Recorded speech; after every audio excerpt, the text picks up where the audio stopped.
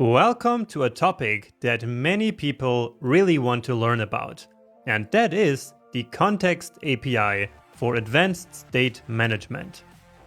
And we're gonna start by exploring React's Context API in isolation, where I'll teach you a very powerful context pattern.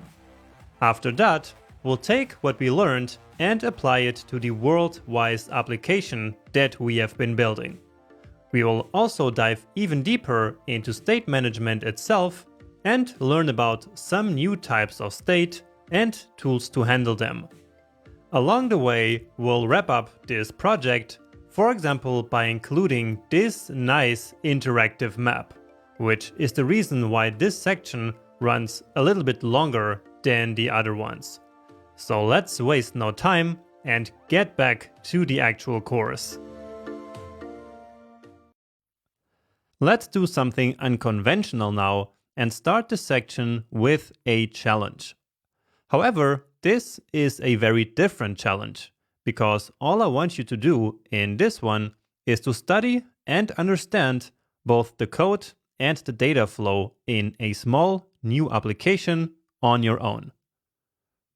And to get started, let's just open up our starter files and then let's go to this project number 12 called Atomic Block, and then let's copy the entire starter folder onto our desktop. And then we can just rename it to Atomic Block again. And then all we're going to do is to open it up in VS Code. So this time we are not creating a new project from scratch using Create React App or Vite, but instead I already did that before, and so here are all the files now. So the idea of this challenge is that someone on your team built this small project before you had joined the team, and so now they handed that project over to you, and so of course then you need to jump into the project and understand how it works and what it does. And so that is basically the goal of this challenge. So this is a super important skill to have as a React developer, especially if you work on a team with other developers. So then you really need to be able to understand the React code that other developers wrote. And so that's what we will do now. So first of all, notice how we don't have any Node modules folder. And so the first thing to do is to install that by opening up our terminal and run npm install. Now we don't even know how this project was built. So if it is a Vite project or if it's a Create React App project. And to check that out, we can open up our package.json, and then here in the scripts, we see that all of them start with React scripts and not Vite. So therefore, this is a Create React App. Okay, therefore, that means that we start this application by running npm start. So otherwise, we wouldn't even know how to start this application. Now here we have something running already. So let's just try another one.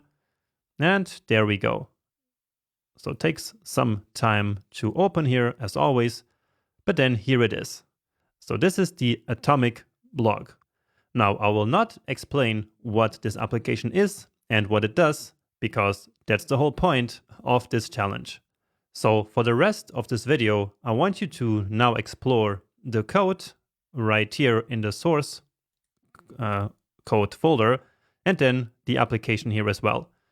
So probably for that, you should take a look at the component tree first, and then move to the code and check where most of the state lives, and then how that state and the data in general flow through the application tree.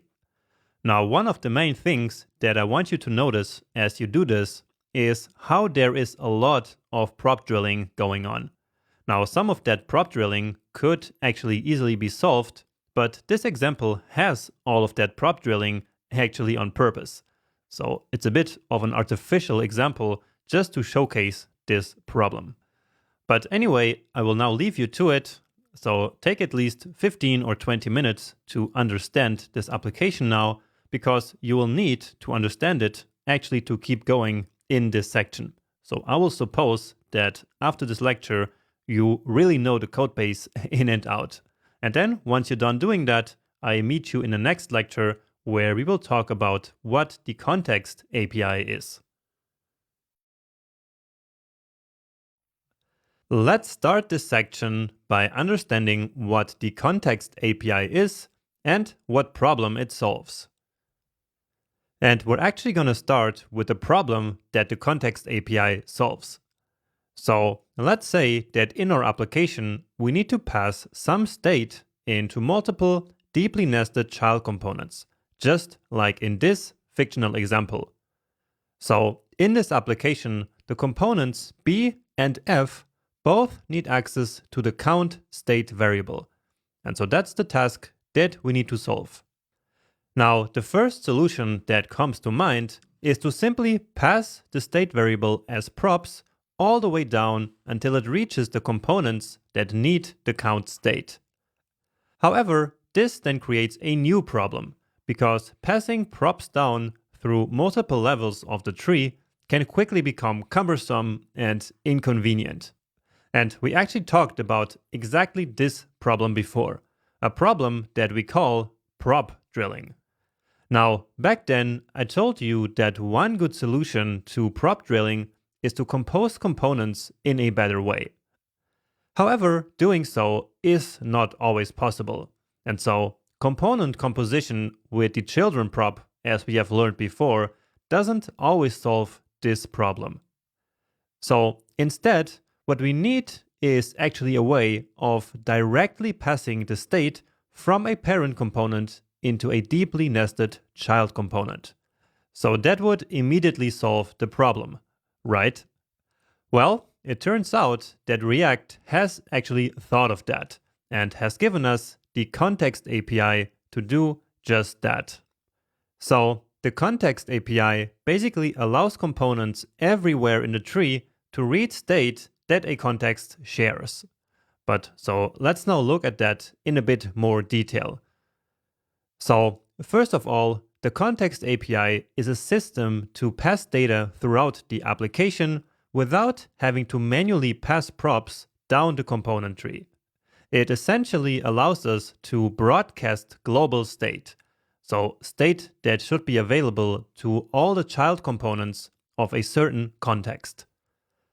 Now, in order to learn about the different parts of this system, let's bring back the component tree from the previous slide. So the first part of the Context API is the provider, which is a special React component that gives all child components access to a so-called value. And this provider can sit everywhere in the component tree, but it's common to place it at the very top.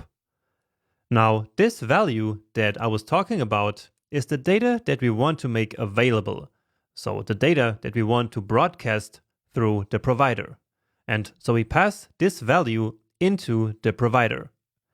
Usually, this value contains one or more state variables and even some setter functions. Finally, we have consumers, which are all the components that read the value that we passed into the provider. So, in other words, consumers are the components that subscribe to the context, and so they are able to read the value from the context. And we can create as many consumers as we want for any context provider. Okay, so that's how the Context API works. But what happens when the context value actually changes?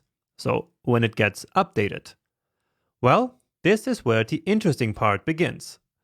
So whenever the context value is updated, all consumers will automatically be re-rendered. So all the components that are reading the context value. So again, whenever the value that is shared is updated in some way, the provider will immediately notify the consumers about the value change, and it will then re-render those components. And so this means that now we have a new way in which component instances can be re-rendered. So we already knew that state updates re-render a component instance, But now we know that an update to a context value also re-renders a component as long as that component is subscribed to that exact context. All right, and that is the fundamentals of the Context API and how it solves the prop drilling problem. We can create as many contexts as we want in our application and place them wherever we want in the component tree. And so all this allows for new and interesting ways of managing state, as we're going to explore throughout this section.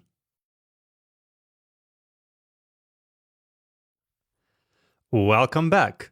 So let's now start using the Context API in practice in the Atomic blog application that you have studied earlier. So, as I said in that challenge lecture, it's extremely important that you got yourself highly familiar with this application, because what we're going to do now and over the next few lectures is to completely refactor this entire application from having all the prop drilling that you find in this application to using the Context API instead. And we are going to learn about the Context API here in this separate project, because this one is a lot simpler than the WorldWise application, and like this, we can learn this very important part of React more in isolation, so that we don't mix many different concepts all together. But anyway, that's enough talk. Let's just very quickly go together through this application, just so we are all on the same page. So as the application loads, we create these 30 random posts and store them into the posts array. So remember that this callback function here only runs on the initial render, right? Then here the posts are actually filtered by the search query that we can type up here. So if we type fire, then only these posts here that have fire in the title or in the text will show up. Right? And what else do we have? Then we have two event handler functions here to add a new post and to clear all the posts. And then we pass all of that stuff here as props into these multiple components. And some of it really is prop drilling because, for example, here the header doesn't even need this posts prop, but all it does is to pass this data right into the next component. So result in this case. And the same thing for these other props here. So this component doesn't really need these props, at least not these three here. All it does is to pass them down. And so that's what we mean by prop drilling. Now let's also take a look at the component tree here. As always, that's extremely important. And so, for example, here we can see that this list component is one of the components that needs the posts. And so for that, we need to pass the posts from app to main to posts and then to list. So a huge chain of prop drilling right there. All right, then down here we have some more code, which is not really relevant, and especially not this one. So the archive here is not really important. Again, we will mostly use that for some other thing even later, so even in another section. But anyway, let's now start to solving this prop drilling problem and learn how the Context API works in practice. So remember from the last video that basically the Context API has three parts. There is a provider, there is a value, and then there are all the consumer components which will read the value from the context. And so let's start with the first step, which is to create the provider. So in order to do that, we first need to create a new context. So for that, we call create context, which is a function that is included in React. So just like useState or useEffect. So make sure that it got imported here from React. Now, into this create context function, we could pass in a default value for this context. However, we usually never do that because that value cannot change over time. And so it's actually pretty useless. So instead, we usually pass in null, or we just leave this empty altogether. But anyway, calling createContext will return, as the name says, a context. So let's call this a post context in this case, because here we are going to store the information about posts. Now this turned blue here, because that's our fake dark mode, which maybe you have also discovered while going through this application. Now notice how here the variable name actually starts with an uppercase letter. And so the reason for that is that this is actually basically a component. And so components always use here the uppercase letter at the beginning. So let's just write out what we just did. So our 3 steps. The first one is to create a new context. So we have our context now, and now we can pass the value into the context provider. So let's then go right here into our JSX, because this is where we are going to use that component. And let's actually make it the parent component of all of these ones right here. So let's place it really outside here. So post context, and now on there we read or we get the dot provider property. Then we close that, and then we need to, of course, place this here at the very end. So right here, and there we go. Now this on its own, of course, doesn't do anything yet, because now what we need to do is to pass the value into this provider. And so this is basically the second step. So the second step is to provide value to the child components. So to do that, here we specify the value prop on this component, and then we enter JavaScript mode so that here we can then define an object. So here we need an object which will contain all the data that we want to make accessible to the child components. And so that's basically going to be similar to these props that we have here. So for example, one of the entries in this object will be posts. So the posts should be equal to the searched posts. And so then that's exactly what we have here.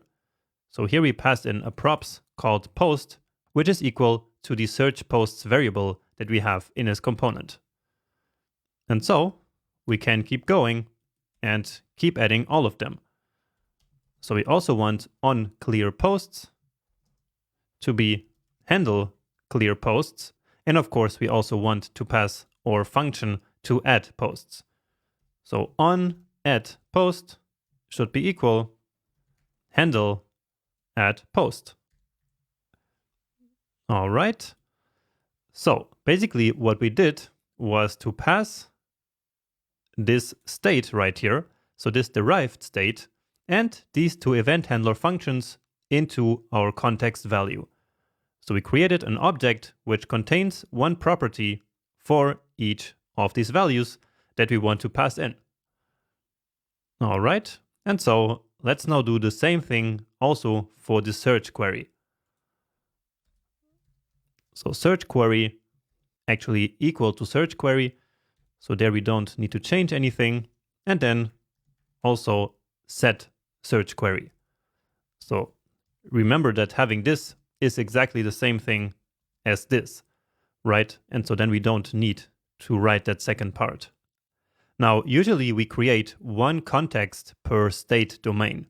So basically we would have one context only for the posts, and then another context only for the search data here. So in fact, this is actually called the post context, and so it should only be for these 3 parts here. And then we could also create a search context where we would place these 2. So that would be a bit cleaner, but here we are just learning how context works, and so that's not really a problem. Okay, so now we have all our data here inside our context, and so it's time to consume the context in all the components that actually need access to this data. And so let's do that in the next lecture. With the context provider and value now in place, let's consume the context value in multiple components and get rid of all the annoying props that we have in our app. And let's actually start by removing props from one component at a time. So starting here with the header, let's get rid of all of this so that we can then recreate the same functionality only by reading the value out of the context. So as we save this now, we will get tons of errors here, because for now, these components, of course, still rely on the props. But anyway, moving now into the header component where we just removed those props from, let's see if this component actually does need some data from the context. So here we can remove all these props. And so if all we have is props, then that means that this component itself doesn't need any data, so any value out of the context. But actually it does, because here we have this onClearPosts prop, which again, this component really needs. And so therefore, we now need to get this onClearPosts function from the context. So of course, let's remove all the props there, because we are no longer receiving props. And instead, let's now read this function right here from the context. So to do that, it's time to meet yet another React hook. And this one is simply called useContext. So make sure that you import it from React. So just like this, because it is indeed another function that is coming from the React library. And then here, what we need to do is to pass in the entire context object. So that's postContext, and not postContext.provider or .consumer, which also exists, but really only postContext. So this will then return something, and let's just call that X for now and take a look at it. Now this is not going to work because of all the errors that we have here. So let's just comment all of this out, which you don't have to do, but this is just to show you what this hook here actually returns. And so here we can see that it does basically return the entire value that we passed into the context. So this object right here, so the result of the useQuery hook is exactly this value that we passed in here. And so we can then destructure that here and basically take out only the part that we want. So that's onClearPosts in this case. Okay, but that of course still gives us errors, and that's because results and search posts of course also rely on some props. So let's move on here and let's also give them their value from the context. So here let me just place a comment just to complete our sequence. So 1, 2, and now 3, which is consuming the context value. And so this is then the third step of what we need to do when we use the context. And so now all we need to do is the same thing in all the components that need the data. So here what we need is search query and set search query, which we are going to get from useContext. So postContext. And that's not yet it, because our next component that is also included in the header, so search posts, or actually results. So results also needs a prop that was passed into the header component. So let's grab that here as well, which is in this case just posts. So as we can see down here. So useContext, postContext, give it a save, and Beautiful. Now we are back to working. So let's see our component tree here again. And we can make this really large because the application is not really that important. So what matters is that we passed in the value into the context provider, which we can actually see here. And then, for example, here in the results, we can see that through the context hook, we get access to all the data here. So even though we only read the posts data, here we can still see the entire content of the context, so the entire value. But what really matters here is that we got the posts data into this really nested component without having to pass in any props. And so that's exactly the functionality of the context API that we learned at the very first lecture of this section.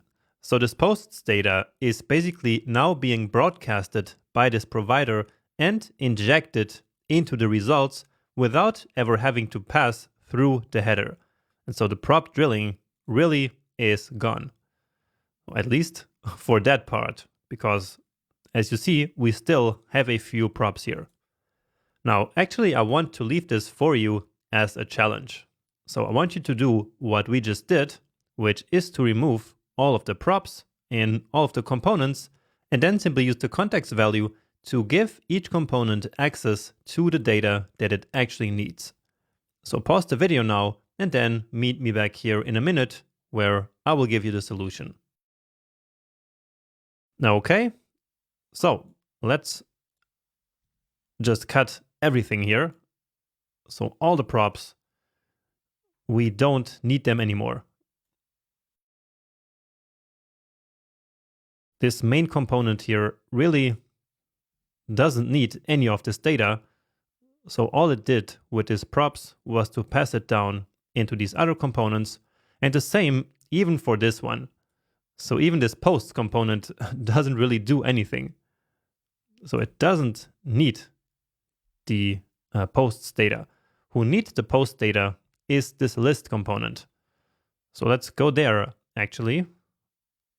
And so let's give it the posts data. So destructuring the result of the use context hook. So post context. Okay. And here we don't even get any error. And since we're here, let's just also add this function right here. So on add post, use context post context. And yeah, then let's move back up because here we have another one. So this one also doesn't need the prop, but instead we now get that it was on add post from use context. And I think that's actually it. So let's just check. And indeed, none of our components now receive props anymore. And notice how much cleaner here is our JSX. I mean, we still have this button here, which is kind of ugly, and which we could actually extract into its own component. And so if you want to do that, feel free to take this and probably also this effect. And so then this whole thing here becomes even more clean. And of course, it's not only about being clean.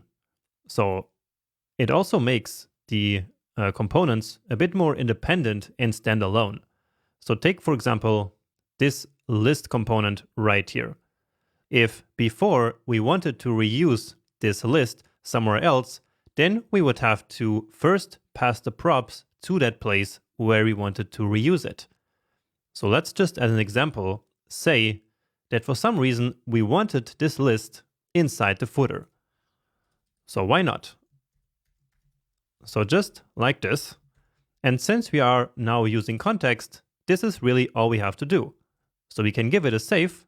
And if we then come here, we will see that inside the footer, well, can't really see that right now. But, well, let's see it here in our component tree. So we see that here inside the footer, we have indeed now this list. And all we had to do was to place it there. So we didn't have to pass any props first to the footer and then into the list, which we would have to do before when we didn't have the context API yet, right? And so this list was a bit less reusable and less standalone. But again, with this, we can now just place this anywhere, even if the parent component doesn't have access to the posts prop. So, which is the case right here. Okay, so with this, we finished actually implementing our context. And as you see, it was actually pretty easy, right? We can, however, do a couple of improvements to the way that we use the context API in practice. And so let's do that in the next video. Now that we know how to use the context API in practice, we can take it to the next level and implement a custom provider component as well as a custom hook to then consume the data. Now, I want to start by saying that the implementation that we have right now is actually perfectly fine. So it works great, and so in many applications, this is more than enough. However, as I said at the beginning of the lecture, we can now make this even more advanced by implementing some more advanced patterns. And so let's now do that. So the idea is basically to remove all the state and state updating logic all from this component and place it into our own custom context provider component. So we will then have all the state, and we will then provide that using context into our application. So it's basically just a refactoring of what we already have, but the functionality will stay exactly the same, and we still will have our three parts. So creating the context, then providing a value, and then reading it. We will just have these different parts in different files. Okay, so let's now start implementing that. And the first thing is to once again duplicating this file and then calling it version 1, so we can also keep the original version. Okay, and then next, let's create a new component called post context.js. Okay, and here let's actually create this function manually ourselves. So post context, and we will then later also export it. And basically what we do now is to grab all this stuff, so everything that is related to the context, and place it into that other file. So let's cut that, place that here, and then we should probably import this. So one good way of doing that is to delete part of the string, and so then we get our autocomplete back, where we just have to hit enter, and then that gets automatically imported. Now here, not sure why we're getting this error. And it's just because we of course now already have this variable called post context. And so actually I want this not to be called post context, but the post provider. So this then makes the intention of this component a bit more clear. So basically from here we will export, or we will return, a provider. So that's why we call this the post provider. All right, and now let's grab all the state and the state updating logic from here. So all of this, but of course not this effect. And then let's place that here. And then we are again missing some stuff here. So let's use that trick again to import EU state. And then we need to also copy this function right here. And here we cannot cut it because we actually need it in another function. So let's just copy it and place that here. And then we also need to copy this. So probably we should export all of this here into some other special file, but here we just want to keep it very simple. Okay, Well, actually, we also removed this state. So about the dark mode. So let's place that back right here. And then what we want is to also grab this. So cut it and remove this one here as well. All right. So again, we are just refactoring everything here into this provider. And this provider, so this component will just be another React component. And so it needs to return some JSX. And so that JSX will be this provider. Let's close it. And for now, we are good like this. And so here, I think we now removed all our errors.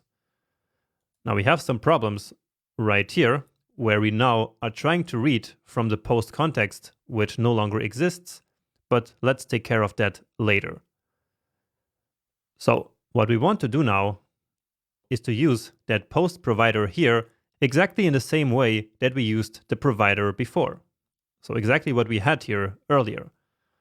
So let's actually for now export this from here. So post provider.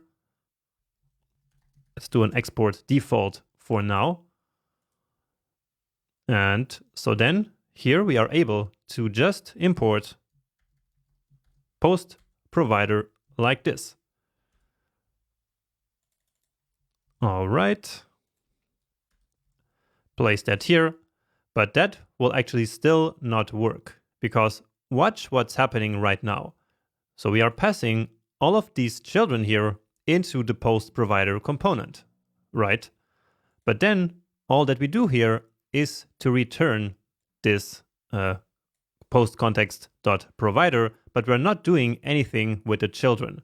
And let me demonstrate that here in the application. But before we do that, we actually need to now export this post context so that we can use it here in app. So let's now, instead of the default export, export them like this. So a named export. So post context. And so let's now here import this as name imports as well. So exactly in the same way as we exported them. So post context, and beautiful. So that basically fixes it, even though now, as I mentioned before, we have an empty page. And so the reason for that is that all we are doing now is to return this context provider.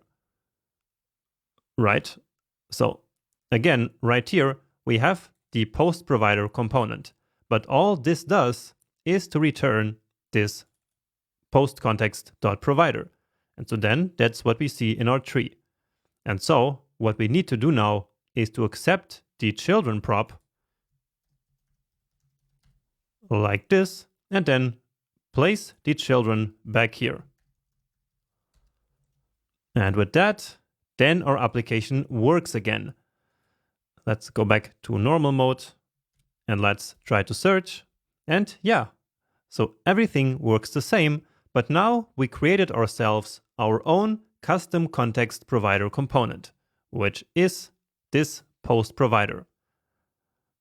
All right. And with this, we really cleaned up tremendously this app file. So our parent component. And here actually we can make this even a bit cleaner, because this section here and this button, of course, don't need this provider. And so with this, I think it looks even a bit better. So it's important that you understand what we just did here. So we created this post provider component, which we now wrap around all our other components.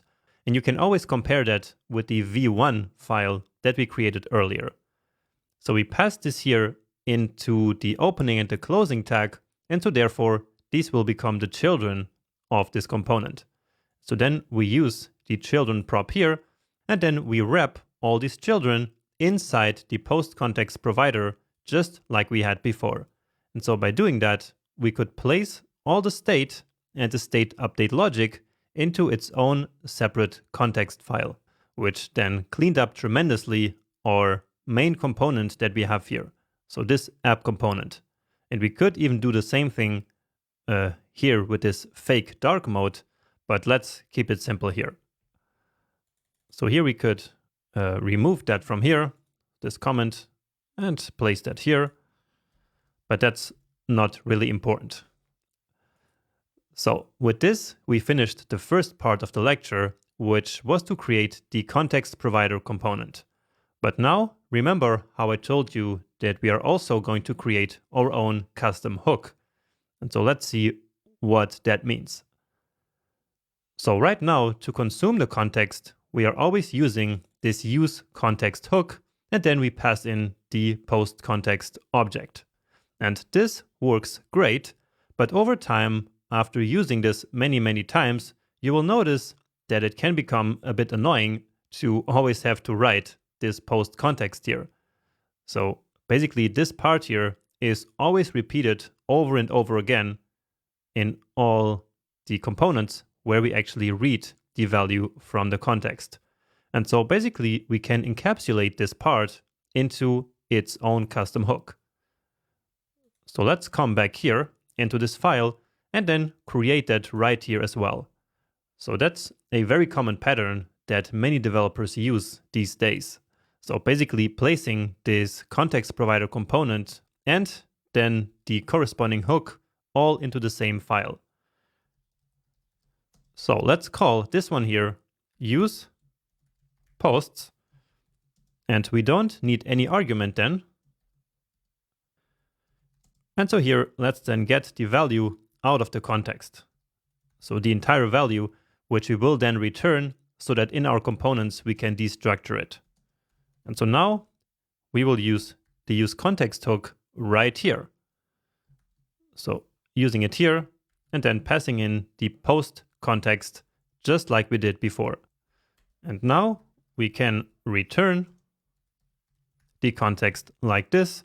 And then instead of returning this context here, we can leave it encapsulated inside this file and instead export this custom hook.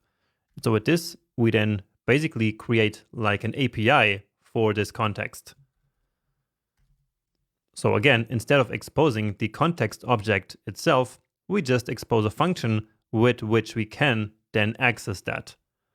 Okay, so this one is nicely called use posts. And so let's use that here instead of the post context. So use posts, and now we just everywhere replace this. So I will now use Command or Control D, which again is this one here. So add next occurrence to select all of them. And so then we just use posts, and beautiful. So it works again. And if you ask me, this is now a lot cleaner. So you don't have to think about the name of the context anymore. We just write use posts, and then we get whatever we want from there. Okay, now let me just show you something, which is, for example, trying to use that custom hook right here. So use posts right here.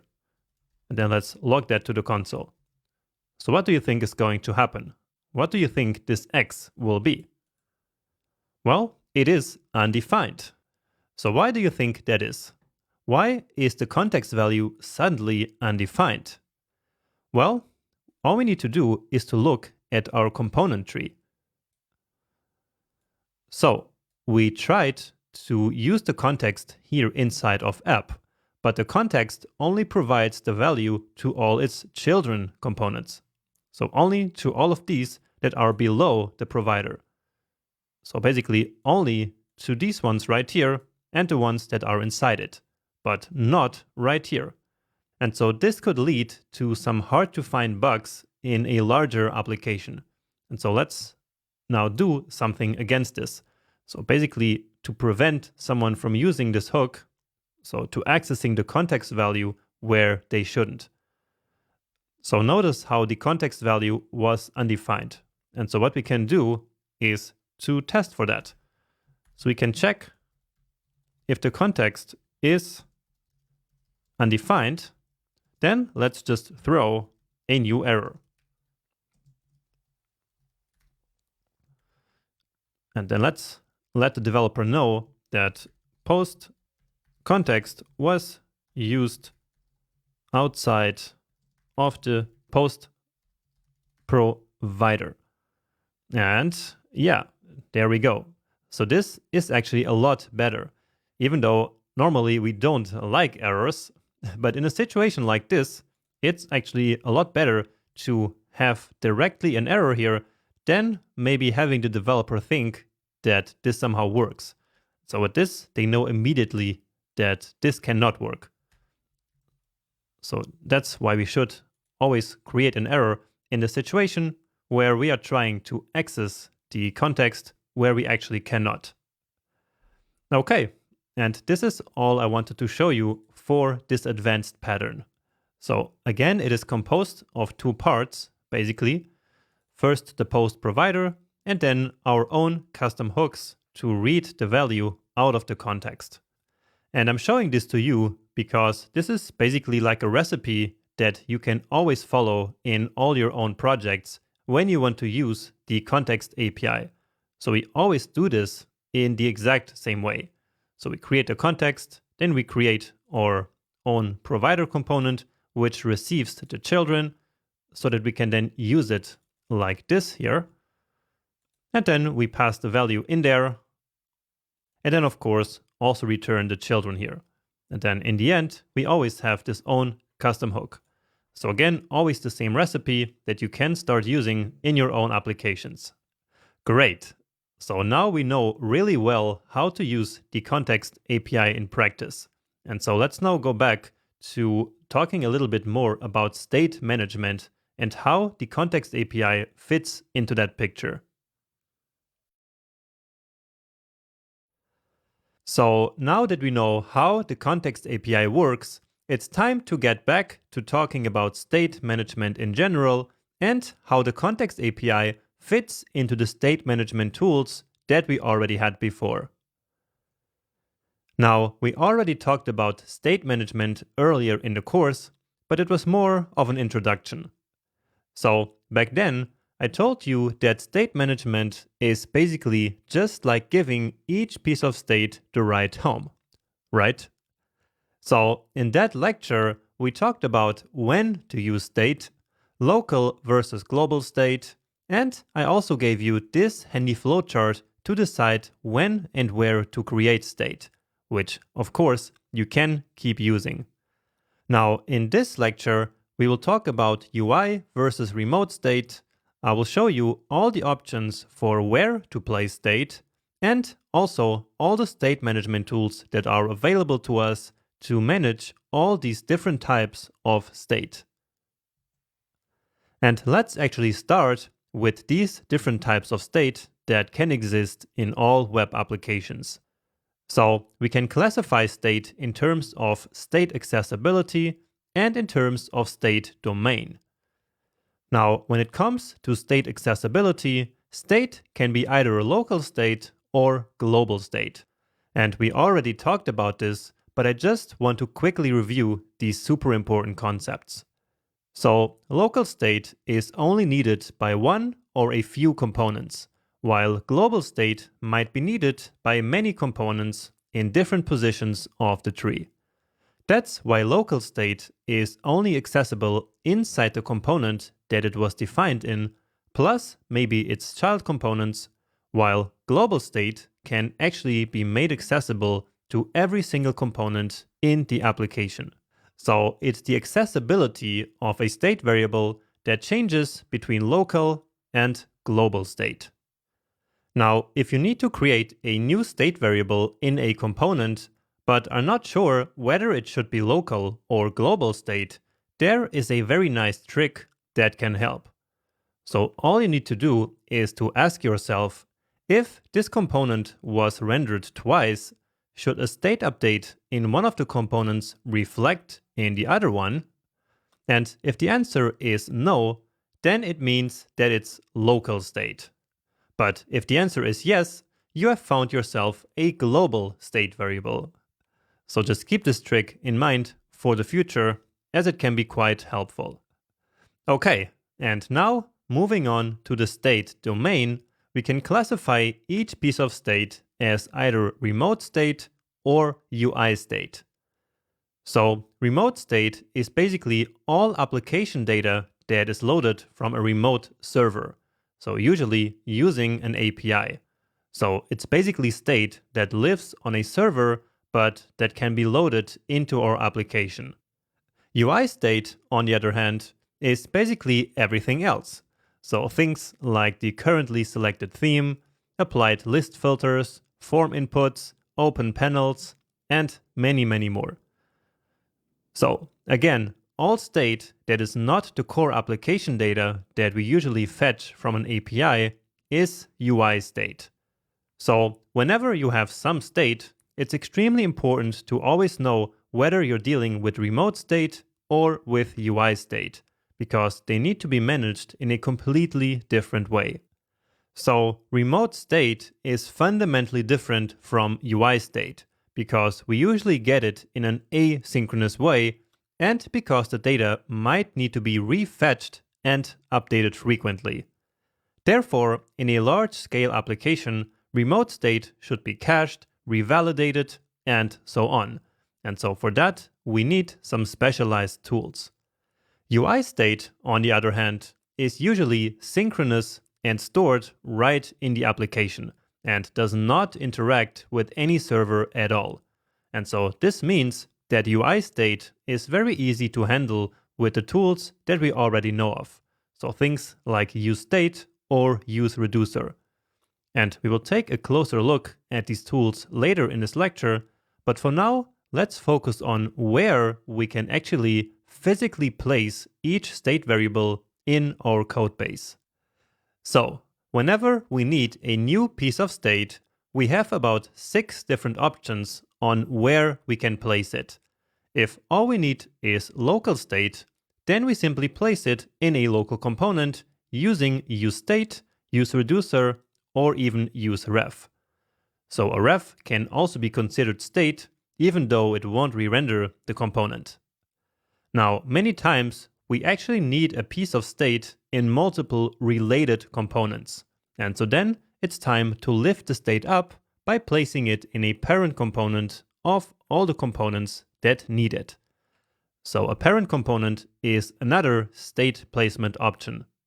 However, even that sometimes is not enough. So sometimes we have actual global state, and then one good solution is to place the state into a context. So this is where the context API that we have been learning about comes into play, as we can use it together with useState or useReducer to manage global state. Just note that context on its own is actually not who is managing the state. State still needs to be managed, so to be created and updated by useState or by useReducer. But we then use the context API to give all components in the tree access to that state. But anyway, the context API is actually best suited to manage UI state and not necessarily remote state, especially when you are building a bigger application. But more about that in the next slide. So, if you need to manage remote state in a complex application, or just need a more efficient way of managing global state in general, you can opt for one of the many third-party state management libraries that exist in the React ecosystem. So you can place your global state into Redux, into React Query, or SWR, or Zustand, or one of the many other external state management solutions. And some of these solutions are suited for global remote state and some for global UI state, or both. Okay, next up, as we learned in the previous section, is the URL. So the URL is yet another excellent place where we can store global state that we want to make easily shareable and bookmarkable, or that we just want to pass between pages. And finally, sometimes we need to store some data inside the user's browser. And in that case, we can use local storage, session storage, or something like that.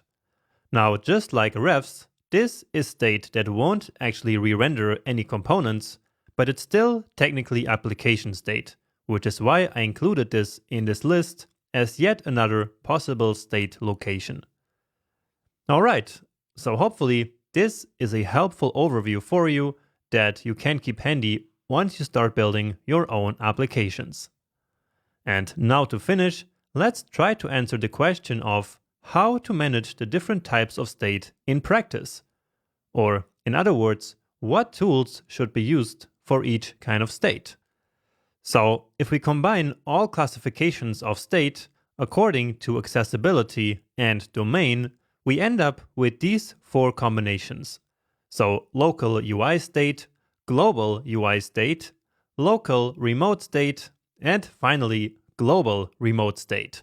And so let's now look at the tools that we can use to manage each of these state types. And starting with the easiest, we simply manage local UI state with the tools that we already know about. Now, when it comes to local remote state, we can use a simple fetch inside a use effect in order to load data from a remote API and then store that data as state with useState or useReducer.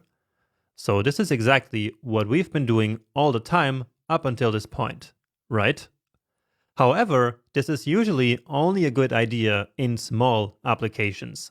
In bigger applications, we usually just treat all remote state as global state, which brings us to the next type of state. So, when we need to manage global remote state, we have to choose if we want to use a general solution like the Context API or a library like Redux, or if we want to use a tool that is highly specialized in managing remote state. So those are tools like React Query, SWR, or RTQ Query, which have built-in mechanisms like caching and automatic refetching in order to deal with the asynchronous nature of remote state. In fact, these tools are so helpful that we will study React Query in depth in the next project. So I definitely recommend going with a solution like this. But anyway, to finish now, let's move up to global UI state. And here, the Context API coupled with useState or useReducer is a great tool. Now, if you need something a bit more performant, you can look into one of the third-party libraries that we already discussed. So something like Redux, which we will actually learn later in this section. And so by then, we will talk more about the differences between Redux and the Context API and also when to use each. Alright, so the idea of this diagram is more to give you an overview and a reference that you can keep in the future, which should be really helpful. So I really wish that I had something like this when I first started learning React development and especially learning about state management. But anyway, let's now quickly go back to the WorldWise project that we have started working on in the previous section. Now it's time to move back to the WorldWise application that we have been building to now use the Context API in exactly the way that I showed you earlier. So in this video, we're gonna create a similar custom context provider component, but this time for the cities data. So here we are back in the WorldWise application, and I hope that you didn't close your editor in the meantime. But if you did, then just make sure to start the application again and also our fake API server. So to know which commands those are, you can just open up your package.json file and then you will see that you need to do npm run dev to start the application and then npm run server for our fake API. Okay. Now, as you learned in the previous lecture, just because you now know how to use the Context API, that doesn't mean that it's always the right tool or the right solution for managing the state in your applications. But when you have a small-sized application like this one that we are building right now, and where performance is never going to be an issue, then the Context API is a great tool indeed. Now, here we actually don't even have much prop drilling going on, but I think that it's still nice to get rid of some of the props and make the code look a little bit cleaner. Also, by doing this, we're going to be able to move all of this state here and the state logic into its own place. And so, let's now start doing that. So, just like before, we are going to create our own custom context provider. And so, let's actually create a new folder. So that's a common practice to create a new folder called context, or could also be contexts, even though that's a bit hard to say.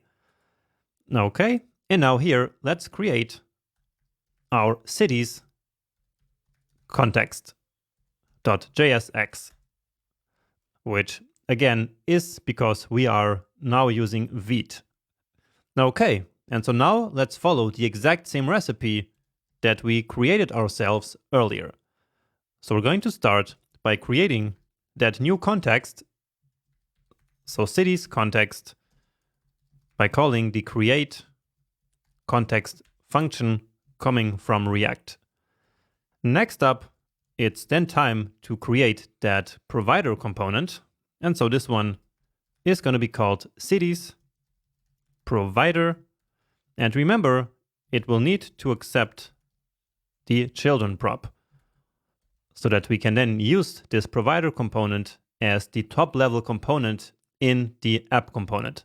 So again, just like we did before. And now, next up, let's grab all this code here that was already selected. So all the state code and the state updating logic, which in this case includes this use effect. Let's cut that from here and place that here. And so then we just need to import use state and use effect. Write this. And we are also missing here our base URL. Let's place that here at the very top. And nice. So no more big errors, except of course right here in the application where we are now missing all of our variables. So we no longer have the cities and the is loading state here because we will pass them later using the context. Right? So we could, even why not? We could just immediately remove all of this from here. So then we can right away see how clean this component is going to look like. All right. And so the homepage actually now works because it wasn't relying on any of those state variables. So if we reload this, then everything looks fine. The only thing we can't do is to open up our application. So that won't work because for now, it doesn't have access to the cities and the is loading state. But watch how clean our application component now has become. So all it does really for now is to define these routes and match them simply to the components, so without any props. Okay, we can even remove this line of code here. And so with this, let's go back to our context provider here. So now it's actually time to use that cities context. And so that is, of course, in the return block of this component. So here we will return cities context dot provider, remember. So just like this, and then here we can immediately place the children, and then of course our value. And then we need another curly braces, which is for our object. And so now let's see what we want to do. Well, for now, we only need to pass in the cities and the isLoading_state. So this is all we need for now. Okay, and so let's now export this component from here. And remember how we used named exports before. So this time in this component, we don't use the default export because we will later on also export that custom hook. But for now, let's just export the cities provider. And so then in here, we will be able to import that. So let's just try to use that here. So cities provider, and you see it automatically imported that from here. And now all we need to do is to grab that from here, go all the way to the end, and beautiful. There we go. And with this, we provided both the isLoading and the city state to our entire application tree. And we can see that also right here. So we have the app component, and then in there we have the cities provider, which indeed returns context.provider. Then in there is all this other stuff, which clogs up our tree here a little bit. So it makes everything a bit harder to see. But, well, that's just how it works. As you start using all these libraries, then the component tree isn't as clean as we were used to from before. Now remember that this works because we are passing in all of this here into the cities provider as children, right? And again, that's because we provided this content here between the opening and the closing tag. So that's the reason why here we really need to accept the children prop right here and then place basically all those elements that I just selected here. So all of this will then be placed here. So between the actual provider component. So the one that really provides this value here to the component tree. Okay, so this is the first part of the recipe. Next up, we need to create that custom hook so that we can then consume this value wherever we need it. So let's do that. So let's build that custom hook to consume the cities context everywhere in the application. So let's call this one here use cities. And again, we don't need any argument. And then here, let's use the use context hook that React gives us. And then we need to pass in, of course, our context. So the context from which we want to read the data. And by the way, this is necessary here. So we need to tell React which context we actually want to read from, because there can be multiple contexts. And so then, of course, React needs to know which is the one that we are interested in. So we want to then return this context, which basically is not even a context. It should be called the value. But, well, that's really not that important. What matters is that we now do again the check to see if we are using the context in the wrong place. So if this is undefined, it means that we are trying to access the content value in a place where we shouldn't. So in a place that is actually not a child component of this provider. So in this case, let's throw a new error. So cities context was used outside the cities provider. All right, and then all we need to do is to export that here and import it wherever we need it. So that was, I believe, in the city list and country list. So we can just control or command click here. So that will then open up that file. So the country list and the city list. And of course, you can also open them directly here from the components folder. Okay, So we see that this component indeed before relied on these two props. And so now let's give this component this data back, but through the context. So cities and is loading will now come from use cities.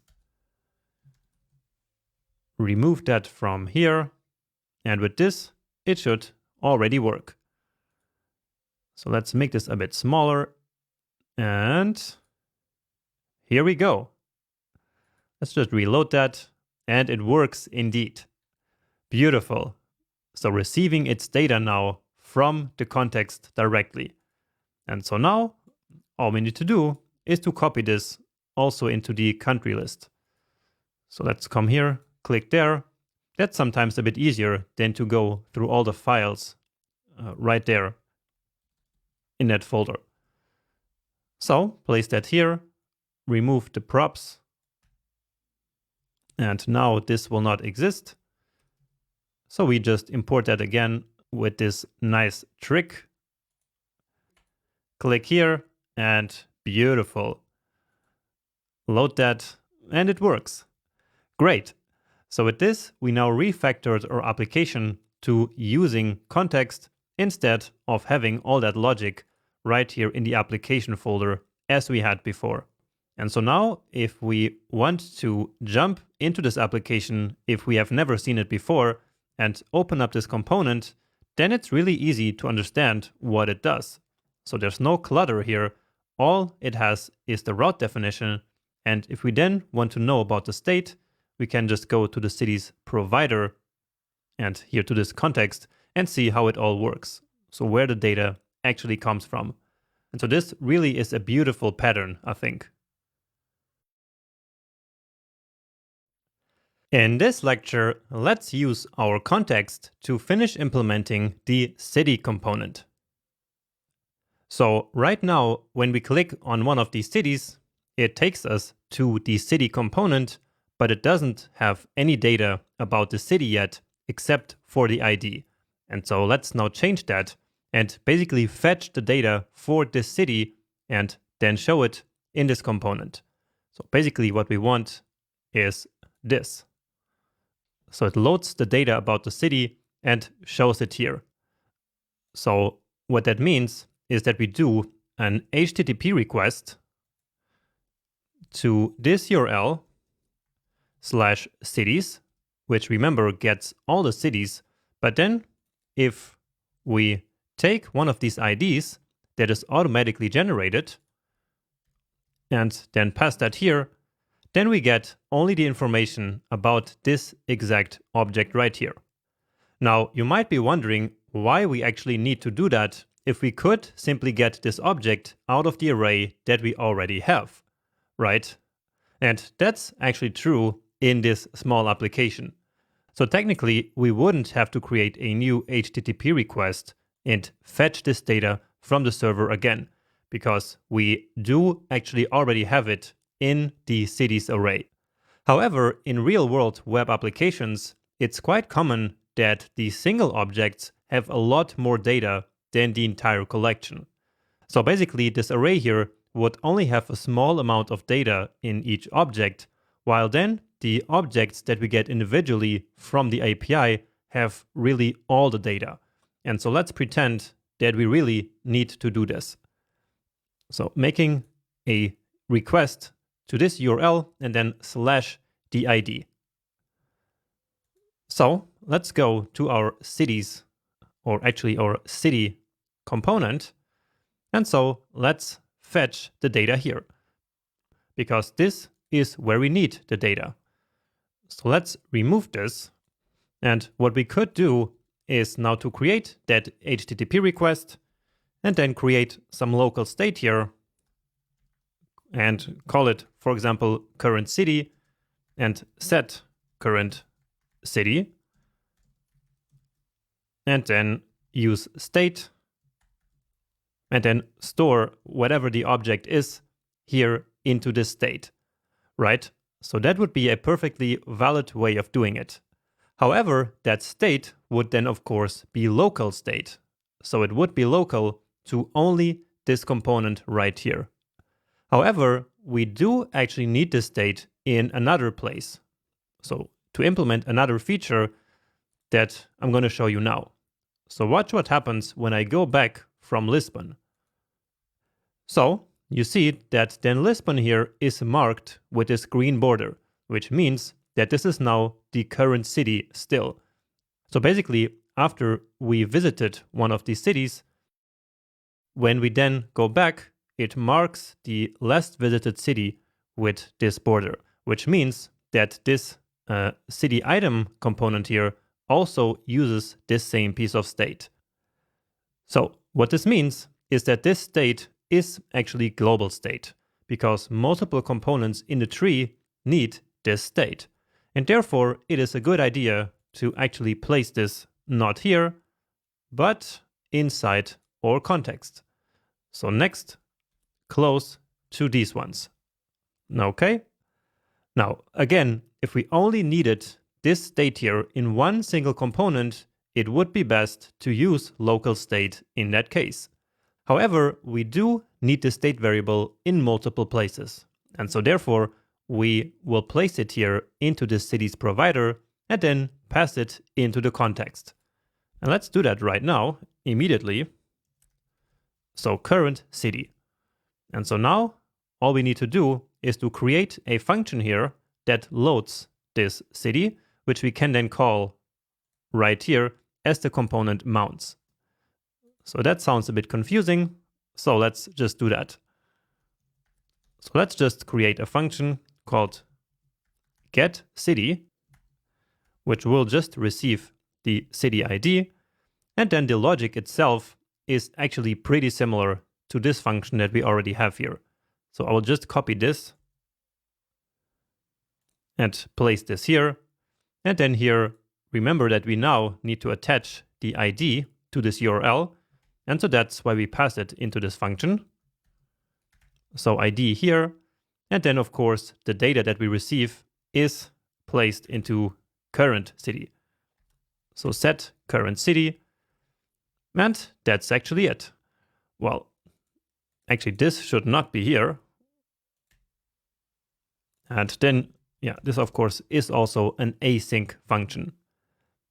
All right. Now, we could also have placed this function right here. So into this component and then call it here as the component mounts. But I think it's a bit cleaner to have all these functions in the central place inside the context. So here inside this city's provider. So later on, we will also have more functions to create a new city and to delete a city. And so we will then have all these functions here in the central place. And then all we have to do is to pass that here also down into the context. So get city. And now inside this component, we can get the city and then display it. So this ID, of course, we still need, because now we need that to actually fetch the data. But anyway, let's now then get the getCity function from use cities. All right. And of course, we will then also need the current city and no longer this temporary one. And so then we can very easily do an effect like this, where we simply call the getCity function that we just got access to with the current ID, which is coming, remember, from the URL. And so we want to run this function or this effect as the component mounts. Now here React is complaining about some missing dependencies in the dependency array. So that's getCity and ID. So let's add ID here, but the getCity function that React also wants, we will actually not add for now. So even though we are required to add all the dependencies to the dependency array, now we will just remove this here and we'll come back to this in the next section. So by then I will explain you why we couldn't add this to the dependency array at this point.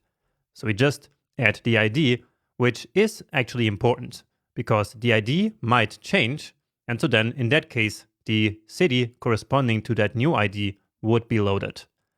Okay, now let's get rid of this code here, also of this. And so now we want our actual JSX that will nicely render the city. So let's give it a save. Then we have no more errors and everything's looking good. So let's try this out. And we actually already see Lisbon there. But let's give ourselves a bit more space. Let's come back here and reload. And then I will again click on Lisbon. And there it is. Beautiful. So our logic here worked. Let's try another one, Madrid. And you saw that first it shortly displayed Lisbon. And only then, as soon as the Madrid data arrived, it then switched to this new state. So let's fix that soon. But for now, let's really understand what happens here. So let's start from the beginning. So when we click here on this link, here the URL will change. So we get a new ID, which we then read here into the city component. So then we have this ID. And we use it to call the getCity function as the component mounts. So immediately after mounting, we start calling this function, which is coming from our context. Remember? So here we have the getCity function, which will then immediately start fetching the city data for that ID. Then when that arrives, it gets stored here into the setCurrentCity state. So this state variable right here, which we also pass into the context value. And so then immediately here, this city component receives that value as it updates. And then, well, here we destructure it and then display everything in the UI. So basically here we do child to parent communication. So we call this function here, which will then update the current city, and then the current city will come back down here into this component where we can then use it. But now about this issue that we saw earlier. So if I click here now, then it will shortly still show Lisbon, right? So saw that for half a second, it still showed us the current city. And the reason for that is very simple. It's because that was the earlier current city, so the one from before. And so nowhere we are resetting that. And actually we don't want to reset. So because remember, we want to then use the current city to display this green border. But what we want to do instead is to show a loading spinner here. So let's also get the isLoading state. And then depending on that, we want to display the spinner. So where do you think we should do that? Right here, maybe? Well, let's try, and then you will see what happens. So if isLoading, then return the spinner. And let's see if we already have it included. No, we don't. But now it is. But as I save this, here we get this ESLint error. And so the reason for that is because we violated the very important rule of hooks, which says that hooks always need to be called in the same order. So by having this return here before this hook, this one here might never actually be created. And so that's a problem. So let's do that maybe here. Or well, let's do it really close to the other return. And so now, watch what happens. Yeah, nice. Then we get the loading spinner and then our city. And now let's implement that feature which shows us which is the current city. So again, that's just this green border right here. So that is right in the city item. So right here, and basically we have a special class for the active city. So that's this class right here. So let's just copy that. And so here we want to now conditionally apply that. So remember that if we want to add multiple class names with CSS modules, we need to do so in a string. So let's create a template literal. So this one we want for sure, but now we need to conditionally add that class. So in which situation do we actually want to add that class? So when is a city active? Well, it is the active, or actually the current city, when the city ID is equal to the current city ID. So to this one here, right? And so we now need to read that current city here into this component. So current city, which we get from use cities. That's right. Okay, and now here we can do our conditional. So if the ID is equal to current city.id, then here we want styles, and now we cannot do this. So this doesn't work because of the dashes in the name. And so instead we need to do this. All right, and otherwise don't place any other class there. And we see immediately that it works. So let's try that with Lisbon, go back, and nice. So now that is the current city. Here we have some errors. Yeah, so that's nothing meaningful. What matters is that the feature now works. And now finally notice how we always have to click here on cities in order to go back. So actually what we want here is a button that allows us to go back. So similar to the button that we have when we click here to show the form. Remember that? So as I click here, it opens this form. And so here we have this back button. And so now we want exactly the same in the city component. So let's come to the form. And so what we want is this button plus this functionality here. So should we now just copy and paste this button? Well, actually no. I think it would be a good idea to now make a component for this button because we clearly need to reuse this. And so this is a great candidate to extract into a new component. So let me just copy it actually. So I will remove it later. And then let's call this one the back button. So then our snippet here as always. And now what we want to return from here is this button. But this button actually depends on a few things. So for example, this navigate function right here. So let's cut that, place that here, but then of course we are missing the import. So let's also grab that from here, and maybe we can actually remove this from here for now, because then we will want to import it, of course. Okay, and now we just need to import the button. So let me just remove a piece of this here, and nice, there it is. So I think this should be complete. Let's close this, and then let's import that here. So the back button, which somehow doesn't work, so the import. So let's just do that manually here.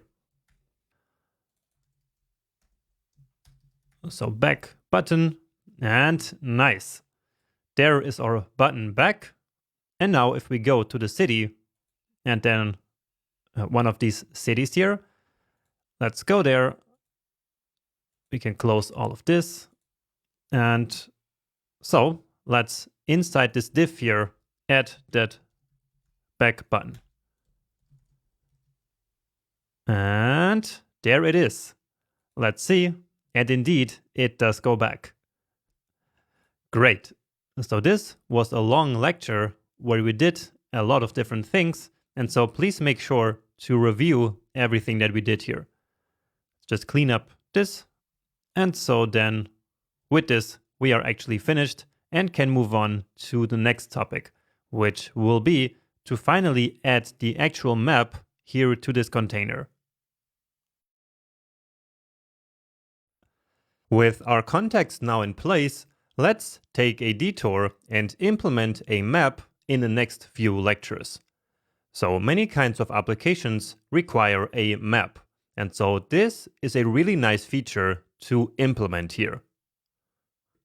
And we are going to implement this map with the help of a third-party package. So let's open up a new terminal here. So again, in our project folder, and then let's npm install React Leaflet, and then we also need to install basically the base library, which is Leaflet. So React Leaflet is like built on top of Leaflet, and so we need both of them installed. So this is basically the biggest open source library to implement maps. And if you took my complete JavaScript course, then we already used the same library there, even though we didn't use it from npm, but just installed it in a different way. But anyway, now we are ready to actually use this library. So let's close all we don't need here anymore, and let's open up the map component. So right here, we already have this JSX, but we will actually get rid of all of this, or most of it at least. Now, whenever we bring in a third-party library like this, it's a good idea to check out the documentation. And so let's just quickly search for React Leaflet. And so then here we get our documentation page. And here is some sample code that we're actually going to copy and paste in a minute here. But for now, let's go to the Getting Started tab. And so, yeah, here I'm actually interested in the installation part, just to show you what we already did, which was to install Leaflet and React Leaflet. And yeah, here is the part that I was looking for, because it says so that we also must set up our project using the base library. So basically this quick start document of the Leaflet base library. So again, the one that we're using is just built on top of this one. So what matters here is that we install, or that we include this CSS here. Now, I actually already did that. So if we check out the index.css file, then notice how up here we import already basically exactly this URL. Now, here the version number is a bit different, and we can change that, but we can also just leave it, probably because it's not going to make any difference. But I wanted to show you this because in the future, if you want to use this library yourself, then you also need to do this part. So also installing CSS. And now let's actually take this sample code here and bring it into our own application. So place that right here into this div. And so you see that basically what Leaflet React does is to give us all of these predefined components that we can then use in order to display the map itself, or some markers, and even pop-ups. So let's now include all of these libraries here, or all of these components. So map container, and then there we have our autocomplete. We need also the tile layer. We also have the marker and the pop-up. So marker and pop-up. Okay, and now the only problem that we have is the position. So we need to give this map container, which is the component that is actually responsible for rendering the map itself, some starting position. So let's create that here. So const, and I'm going to call it map position. And actually this should be state, because later on when this map position changes, we want the map then to re-render. So let's use a piece of state here. And as a starting position, I will create an array. And then let's say the latitude, which is the first value, is 40. And then the longitude, let's say 0. So the map container here, this center prop, expects an array of latitude and longitude. And so that's why I'm defining the position here like that. And then here, of course, we need to destructure that into map position and set map position. And so then here, let's replace this one and also here temporarily this marker.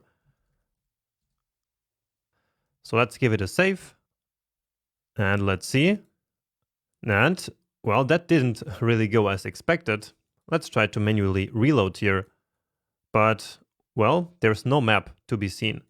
So let's maybe quit our application here and restart. So maybe we need that in order to get that package in, but apparently not. So still no map. So let's try to inspect here. So to see if anything was actually loaded. So here's that map container. And indeed, there is something there. So something new that we definitely didn't put there ourselves. So it is working, but as we can see up here, so there, the height of the element is actually 0. And so that's why we cannot see the map. And so the reason for that is that here, I actually forgot to include a class that I have already created. So here in this CSS module, so notice how here we have this map container, which we are already using, and we also have this map. And so this one, all it does is to set the height to 100%. And so on this one here, we already have the class, but now I also need to add it right here. So class name is styles.map.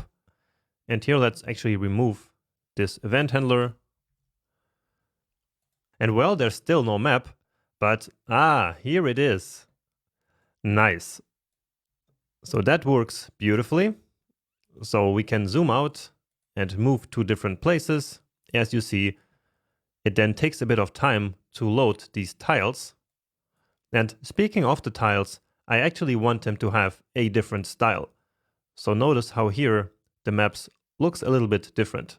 So I think it does look a lot nicer, so a bit more in line with the colors of the rest of the application. And so for that, we need to change the URL here of the tiles. And one that I like is just very simple to change. Just change this here to fr, then /hot, and that's it. So maybe we need to manually reload. And there it is. So these colors, I think, are a lot more organic. Now, what I also want to do here is that I want to change the zoom when I scroll on my mouse. So right now, that doesn't happen, so that doesn't work, and that's because here the scroll wheel zoom prop is set to false. So let's just set that to true, come back here, and for some reason we always need to reload, but then that works. Nice. Now for some reason we don't get the pop-up there, so let's load that once again. And so, yeah, you see that if we click here, we actually get the text that is right here inside the pop-up. So this thing here is the marker, and what opens when we click is the pop-up. So of course we don't want this one here in the starting position, but instead we will want one pop-up for each of our cities. And so let's implement that in the next video.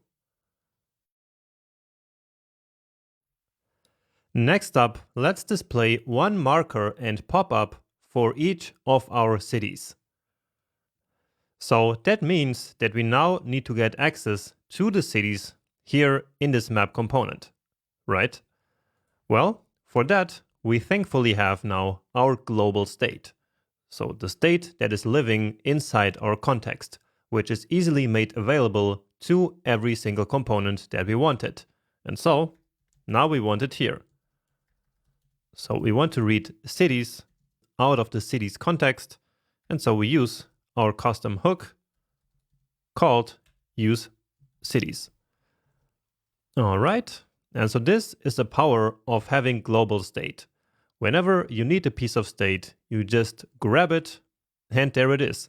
You don't have to pass any props. And yeah, it's really easy like this and really helpful. And so now, of course, we don't want a marker here just in this fixed position, but instead we want one marker for each city object. So we're basically just going to loop over that cities array and display one of these for each. Now, before we can do that, we should go first to our data and clean it up a bit. Because remember how we copied two of them. So these last two here, and so they have exactly the same coordinates as the other ones. So that we don't want. So only these three.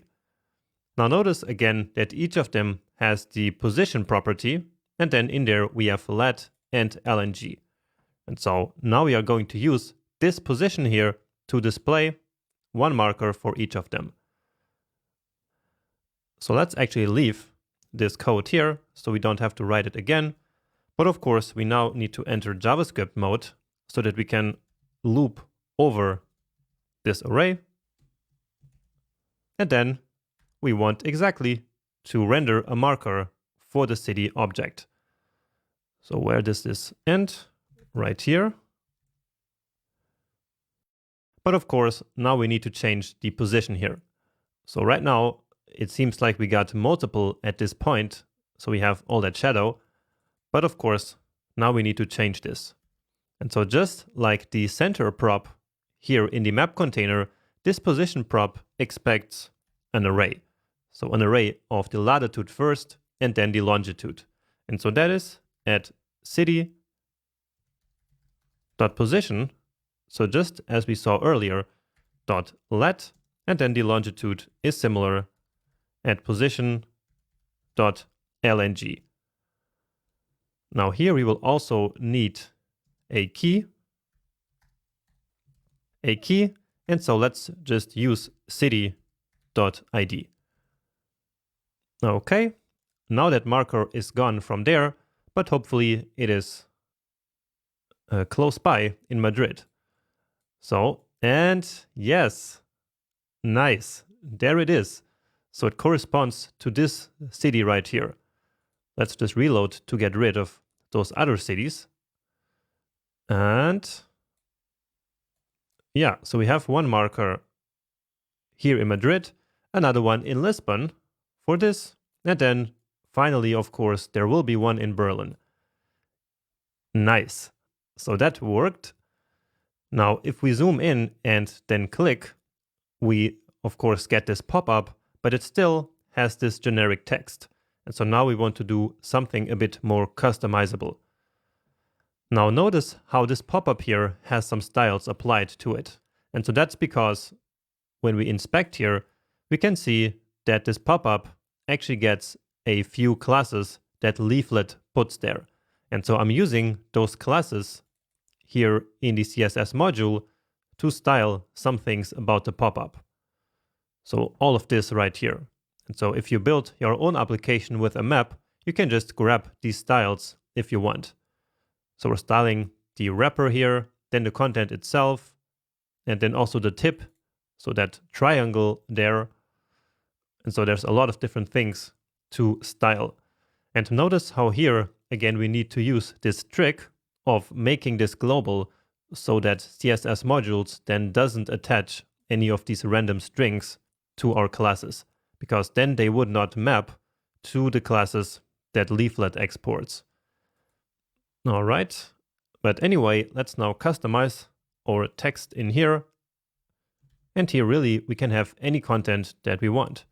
So let's place the emoji in a span and then the city in a span. So city.emoji and then another span element with city.city name. And yeah, nice. So we're making great progress here. And yeah, the next thing that we want to do is that when we click here on one of these cities, then it should not only open the city component here, but it should also move to that position on the map. So basically, we will want to update our map position state here. And so, again, let's leave that for the next lecture. So now let's set the position of the map to the currently selected city, and let's also attach an event handler to the map. Now, thanks to the query string, we already have the position of the current selected city right here. So remember how previously we did that, where we read the latitude and the longitude right here from the URL, right? And so, again, we do already have that data right here so that we can now display the map in that position. So just to try this out, let's for now disable this position and then simply center on the, well, let's change the names here. So let's call this one the map latitude and the map longitude. And so then let's use them here. Give it a save, and we should probably reload then. And then indeed, our map goes right to Lisbon. Now maybe we should have this a bit zoomed out. So let's try maybe the zoom of 6 here. Reload again. So yeah, that looks a bit nicer. So indeed, this is where Lisbon is. But watch what happens when we go now back and select another city.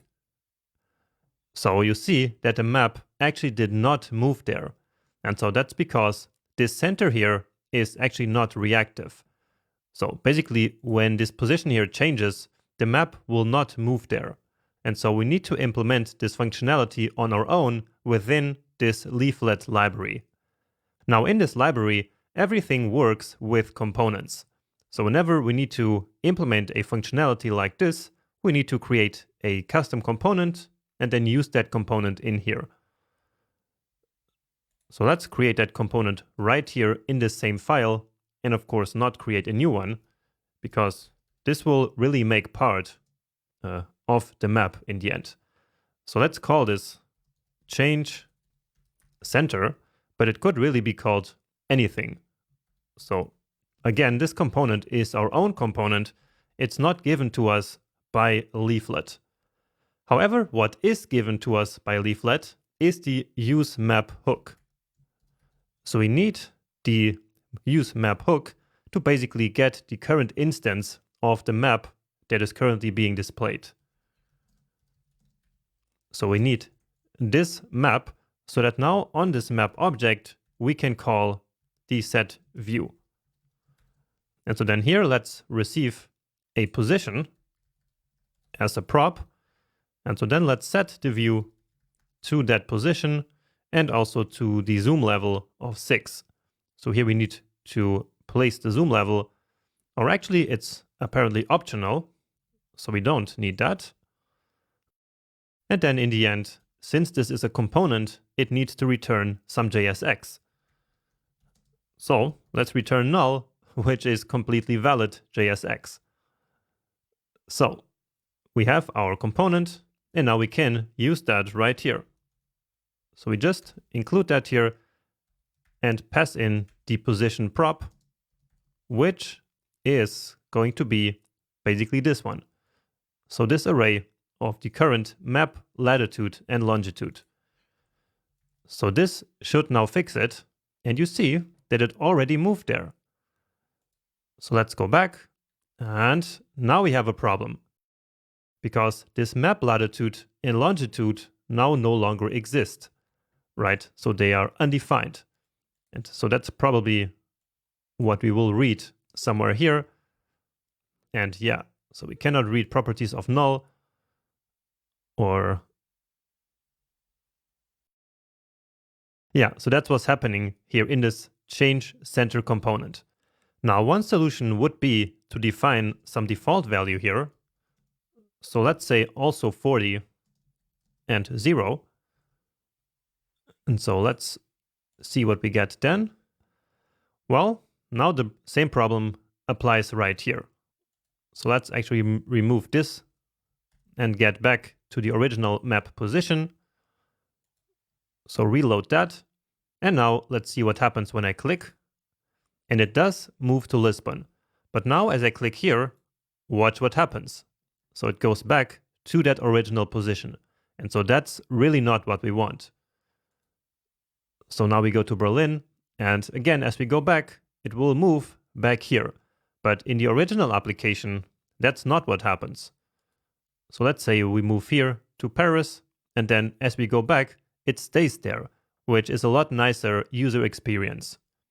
So basically, we want our map component to remember this latitude and longitude over time. And so that's the reason why we created a state variable here in the very beginning. So this map position right here. So this is where we will want to remember this map longitude and latitude. And so we now need to synchronize the two of them. So let's use an effect for that.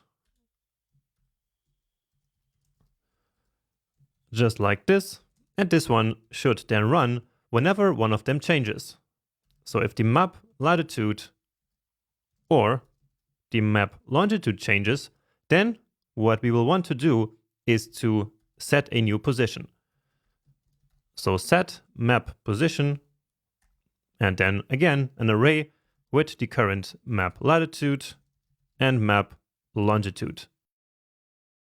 And this, of course, can only happen if these values actually exist. So let's check that here first. And map longitude. All right. And so now with this, we synced our map position state with the current latitude and longitude as it comes from the URL. And so that value will then be remembered even as we move back to our lists when the latitude and longitude then disappear from the URL. And so with this, the map should then no longer move around. So let's check that. So as I go to Lisbon and then go back, well, that's still jumping, but it is because we are not using the correct values down here yet. So I got scared there for a second, but this should solve it. So here we also no longer need that. And we also don't need this. And so let's try again. So hopefully this time we won't be deceived. And nice. So it stays there, but then as we click, it moves to another city. And so now our component remembers basically the previous URL that we had. Nice. So this really is not only about including the map, but again, to also learn about this very important hook, which we need from time to time. So here it is to synchronize, again, two systems, which is why I said earlier that useEffect is mostly a synchronization mechanism. All right, so that part is done. And now let's quickly also implement that feature that opens the form whenever we click somewhere on the map. So that is not as easy as just handling or as just adding here the onClick prop. So that doesn't exist here. So once again, this is a feature that we need to implement on our own. And so we need to create yet another custom component here. So let's call this one here detect click, for example.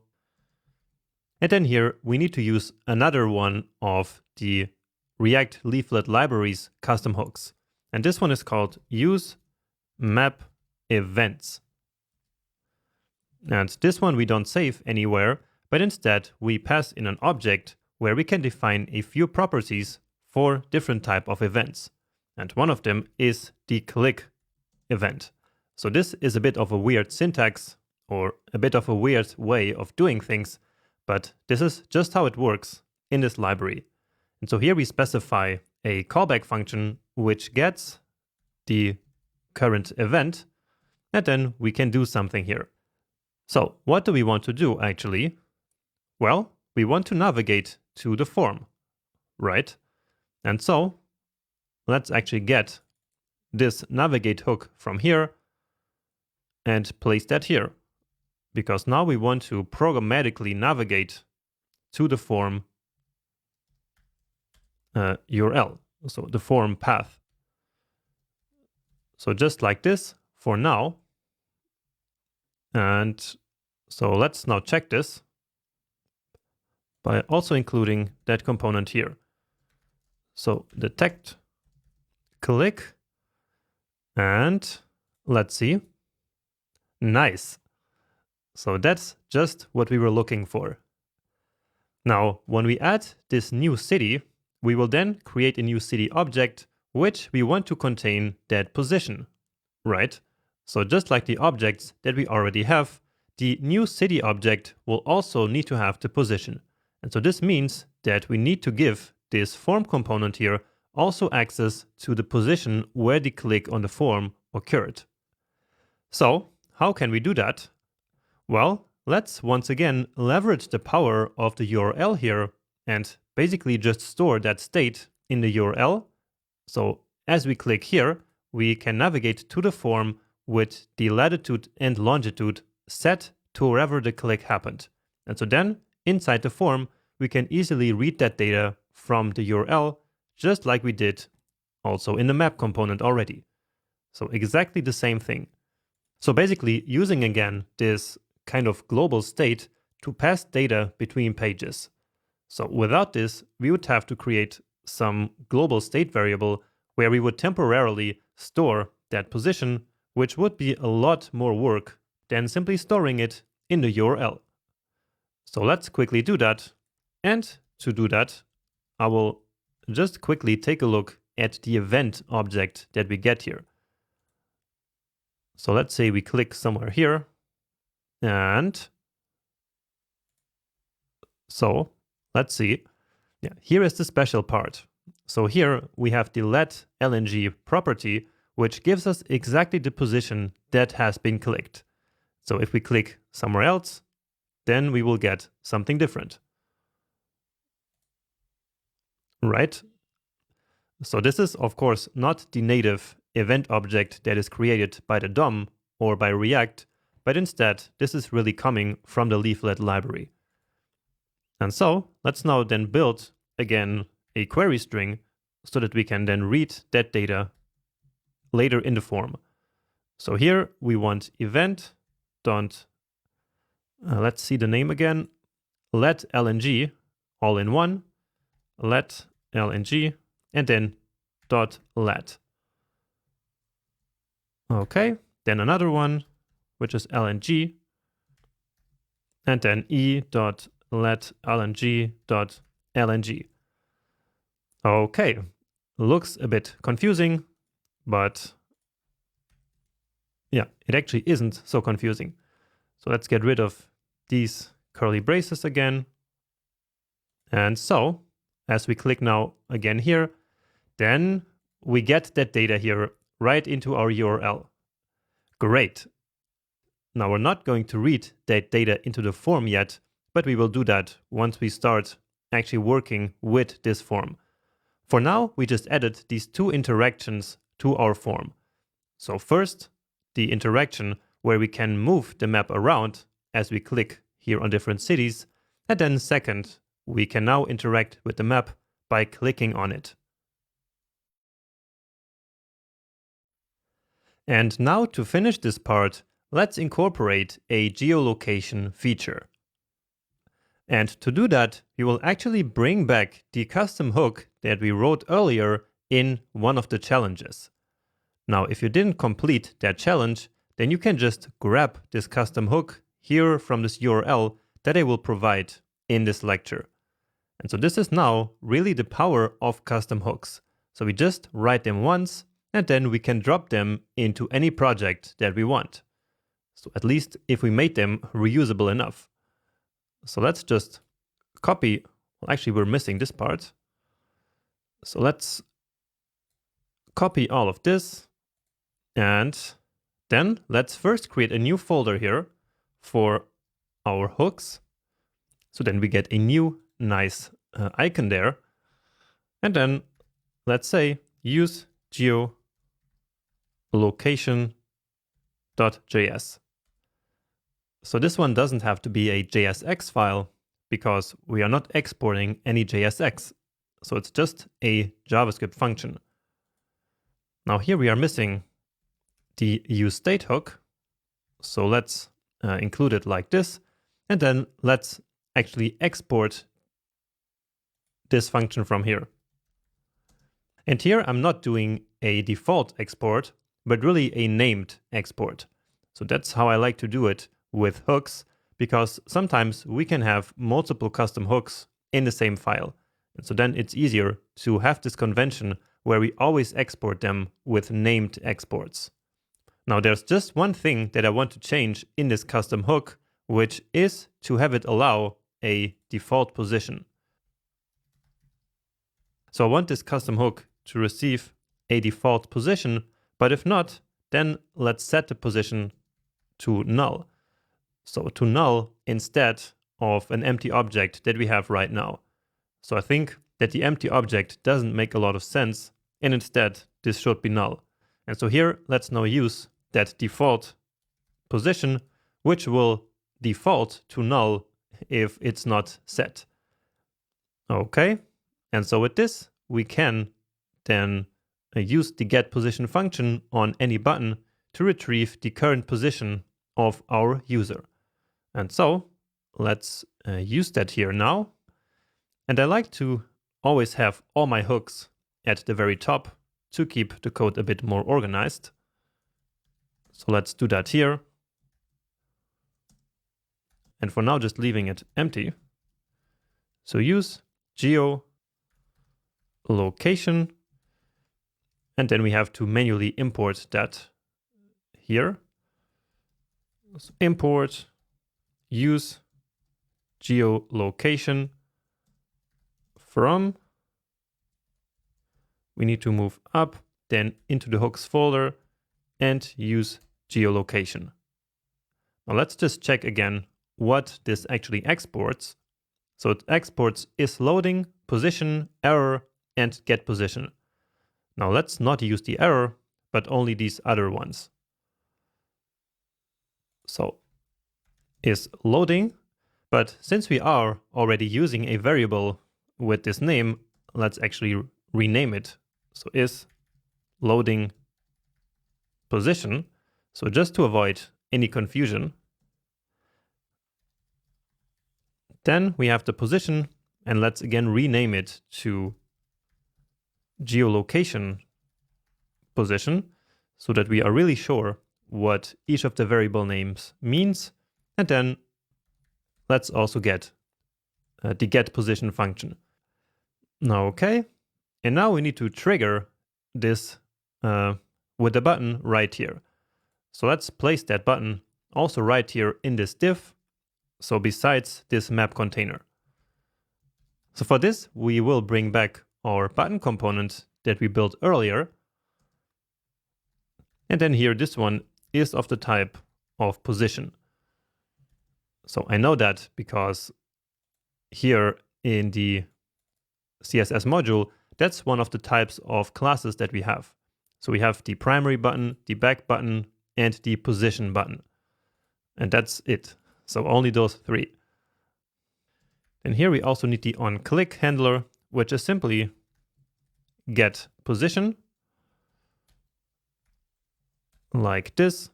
And then here, let's do some conditional rendering and ask, is loading position? Then here display loading, and otherwise use your position. Okay, nice. So we should already see that button here in our UI, and there it is. So let's just reload to make sure. And now let's see. So we click here, and then we get the question if we want to allow the geolocation. So let's say so, and then at some point it will finish. It will, however, not do anything with the map yet because we haven't set that up. But if we come here to our map component somewhere down here in this huge tree, then now it went back to app, so that's not helpful. Right here, yeah, we have our geolocation, and then there we have our position. And so what we want to do then with this position is, of course, to move the map there. All right, and so let's implement that. So basically, we need to do the same thing as before, which is to synchronize this map position now with the geolocation position. So we will need another effect to do that. Now, if we were not using the custom hook for the geolocation, then we could, of course, directly store the received position into map position. So right here, we would then, set map position right here.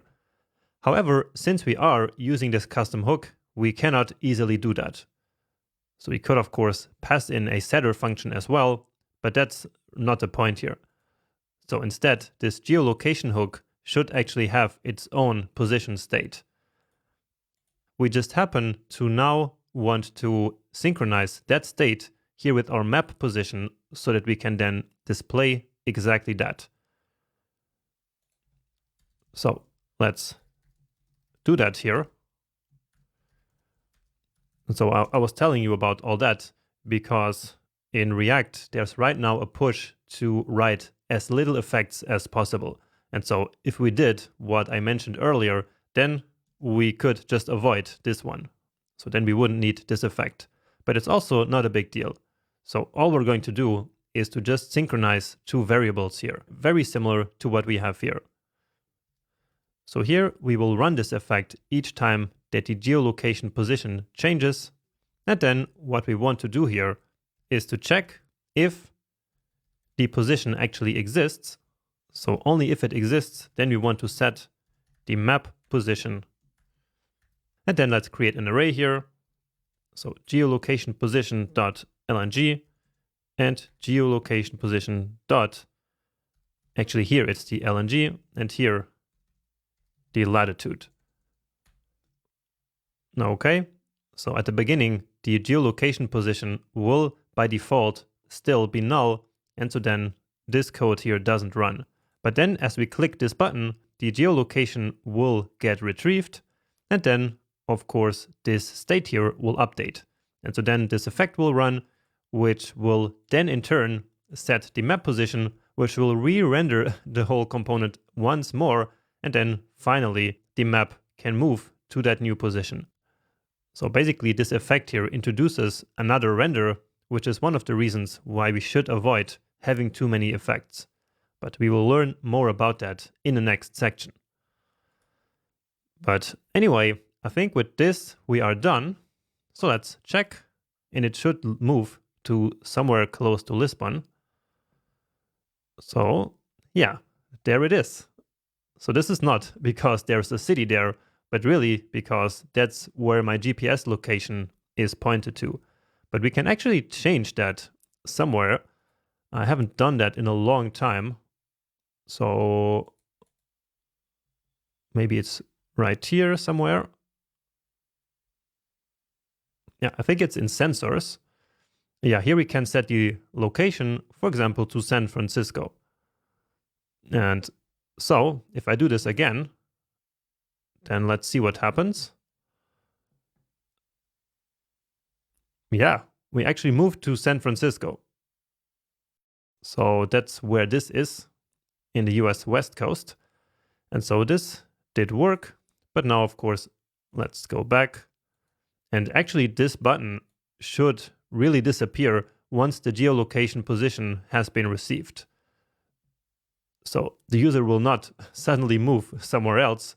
And so it doesn't make a lot of sense that this button stays here after the position has already been received. So yeah, let's load this button here conditionally. So only if there is no geolocation position yet. So in that case, display the button. And so now it is gone.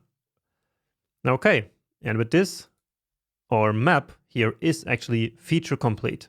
So we can move between cities like this, and we can use our own position to also move the map to that geolocated position. And finally, as we click somewhere on the map, that will then move there as well, open the form, and place the current clicked position in the URL. Great! And in the next lecture, it's actually time to start working on this form. So let's move there right away. So in this lecture, we're going to use the position data in order to fetch all necessary information about the city where the user has clicked. So for example, if the user clicks here on Rome, then we want to automatically fetch that data here from an API. So from a reverse geocoding API. And so let's now go do that. So let's open up our form. And now the first thing that we need to do is to actually get the location data from the URL into this component. So reading here this global state that is stored in the URL. Now we already did the same thing before, which is right here in the map, right? So the map also depends on that data in order to move to the city that the user has clicked. So that's this logic right here plus this. Now, should we just go copy paste this into this other component? Well, I think that it actually makes sense to create a new custom hook now. So let's call this use URL position.js. All right, and so then let's move that here and grab all this. And so now we are extracting some more stateful logic into a custom hook. Now in this case, well, let's first create a function here. So use URL position. So as I was saying, here we are actually creating a custom hook on top of another custom hook. So this is also a custom hook that is coming from React Router, but this is perfectly fine. So as long as our logic has at least one React hook, we need to create our own custom hook if we want to reuse that logic. So now we need to include, so to import that here, and then what we want is to return. And here, let's just actually give them more generic names, because this is meant to be reusable. And so, yeah, let's export this. And with this, we are done.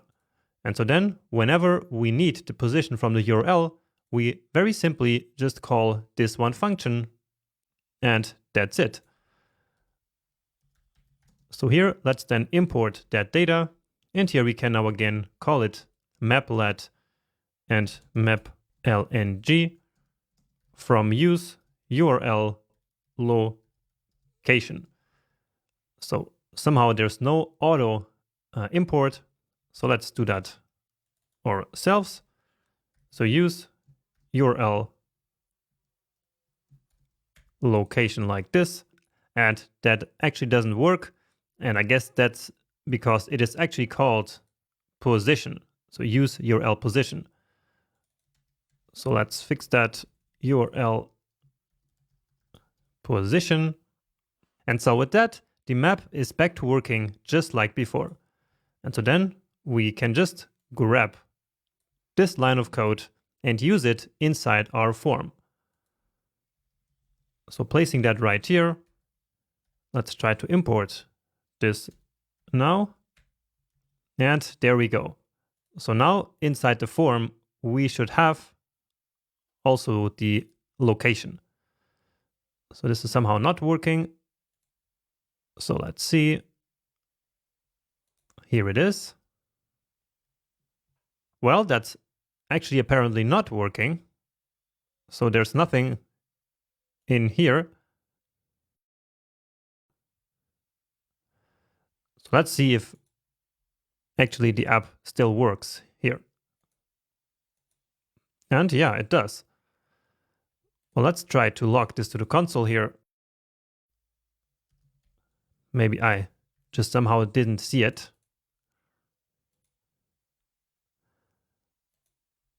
Yeah, there we go. So that's working indeed. And so let's now use this data to actually do the reverse geocoding. So getting the city information, or really any information about the GPS position that we are currently located at. Let's just call this here let and LNG. And then we want to fetch this data right when the component mounts. So let's use effect for that.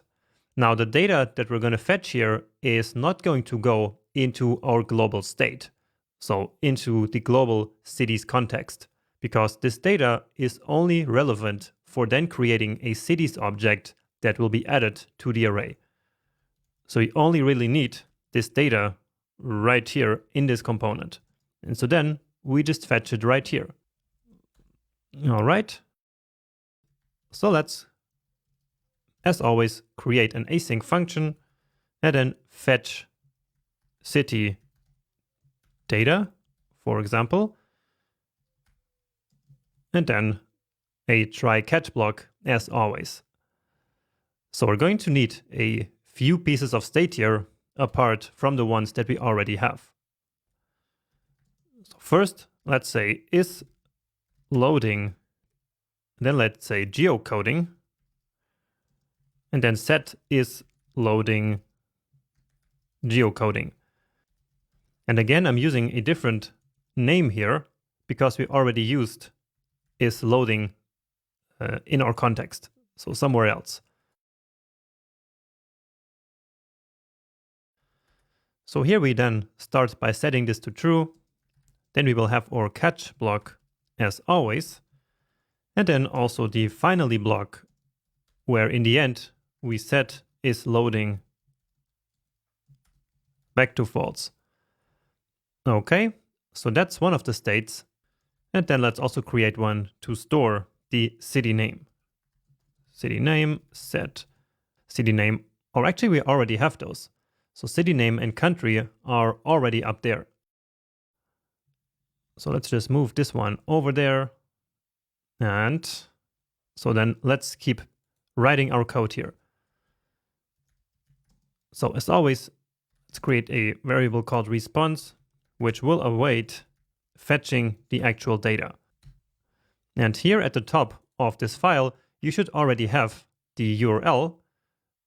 So let's grab that and I will paste down here. And then out here, I will create again a variable called base URL. And so this is basically all of this, but then without the more specific part. Okay. And so then let's here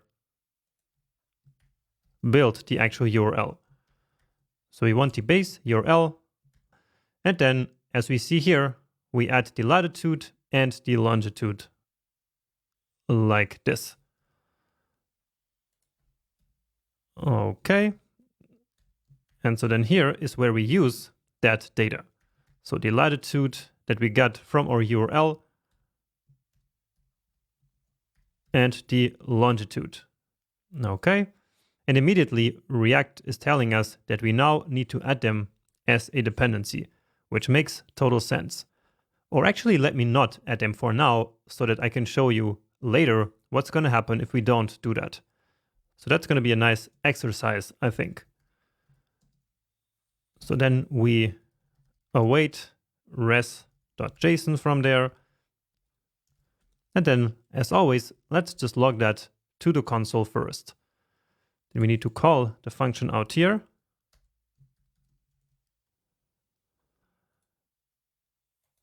Let's reload that.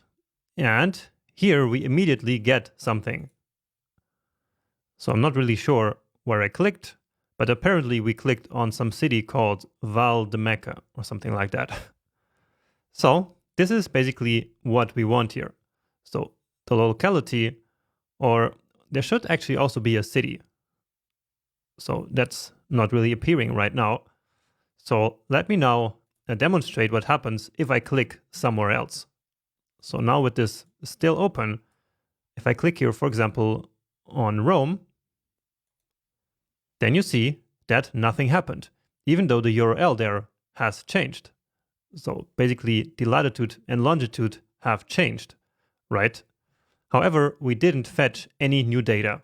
And so do you know why that is? Well, it's because we are missing these values here in the dependency array.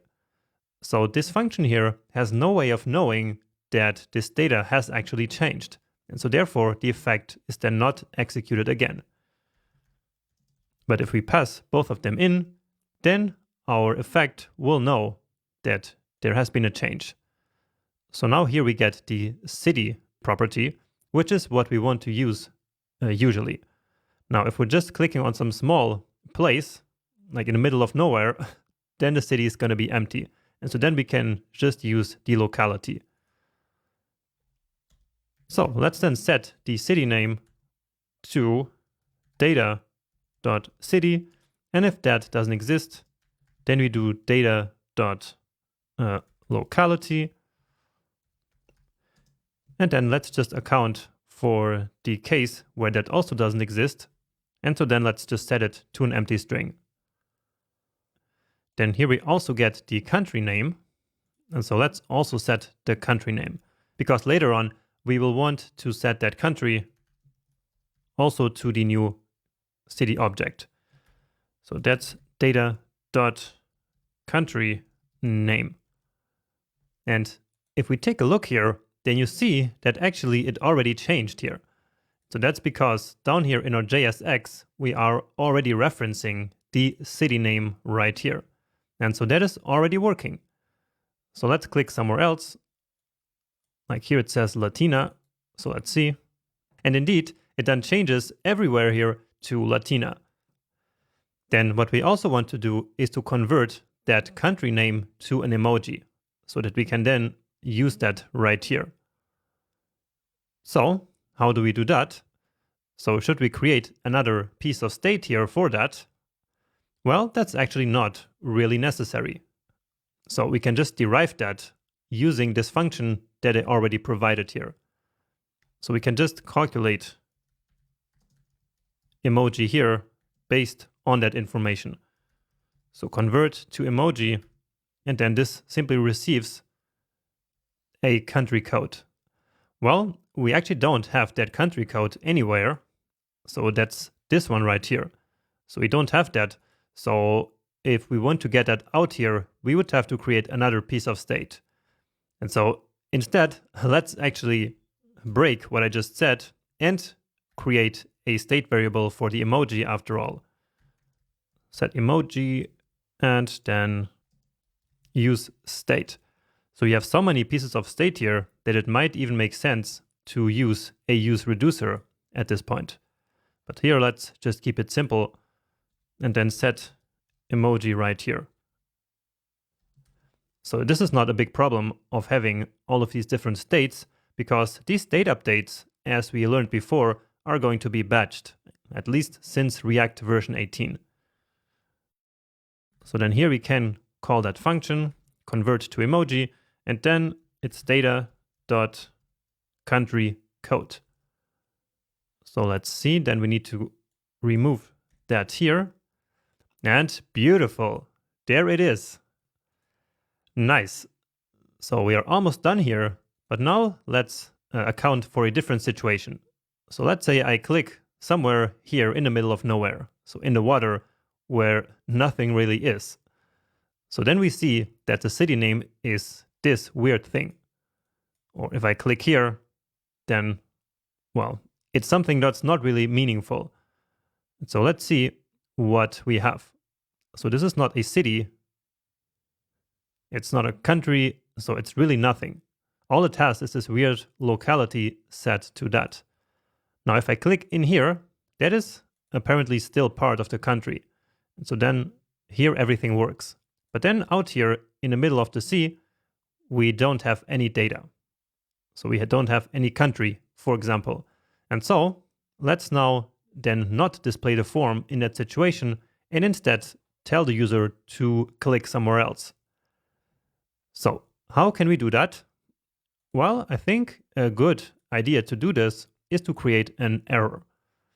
So right here, before even setting any state, we can say that if there is no data.country code, for example, then throw a new error saying that doesn't seem to be a city. Click somewhere else. More like this. And then let's just add a friendly emoji here. And here we need the double quotes. Okay. And then here we can catch that error and place it into our state so that then we can, depending on that state, display a message right there. So let's create another piece of state here called geocoding error and set geocoding error. So by default, this will be empty, and we want to make it empty also here at the beginning. So to basically reset the error, but then if there actually is an error, like this one here, or even like some other error, then we want to set geocoding error to the error.message. So whatever we pass here into the error will become error.message. And now here we can then say that if there is a geocoding error, then just return the message component that we already created earlier. So here, this then requires the message prop, which is exactly going to be the geocoding error. And so that's already working. So if I click here on this city, then it works.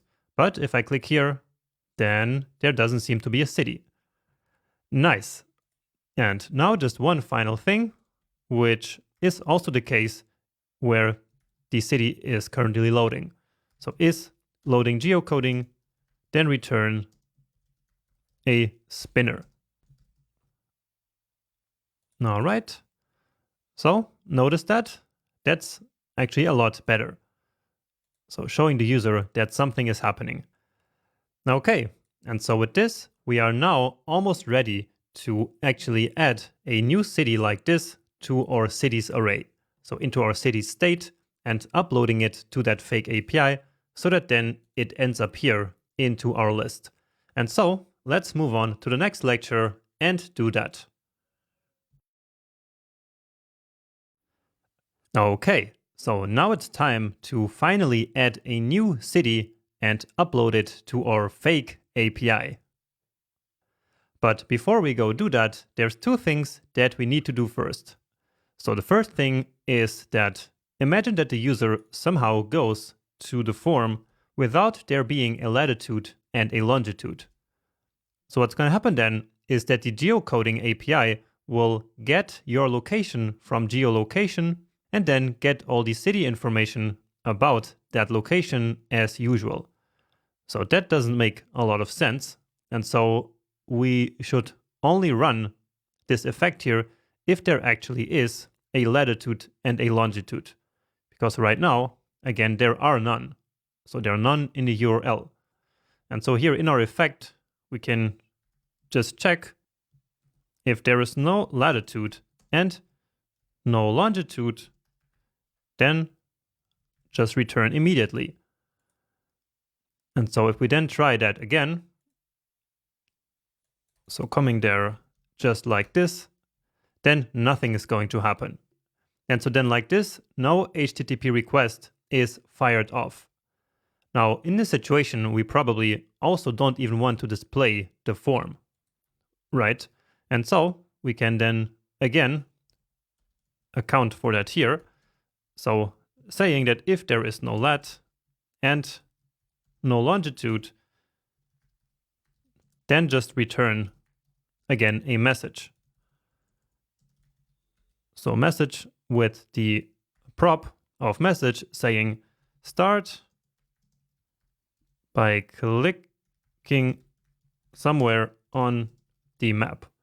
So telling the user basically what to do. And so that's what we get then.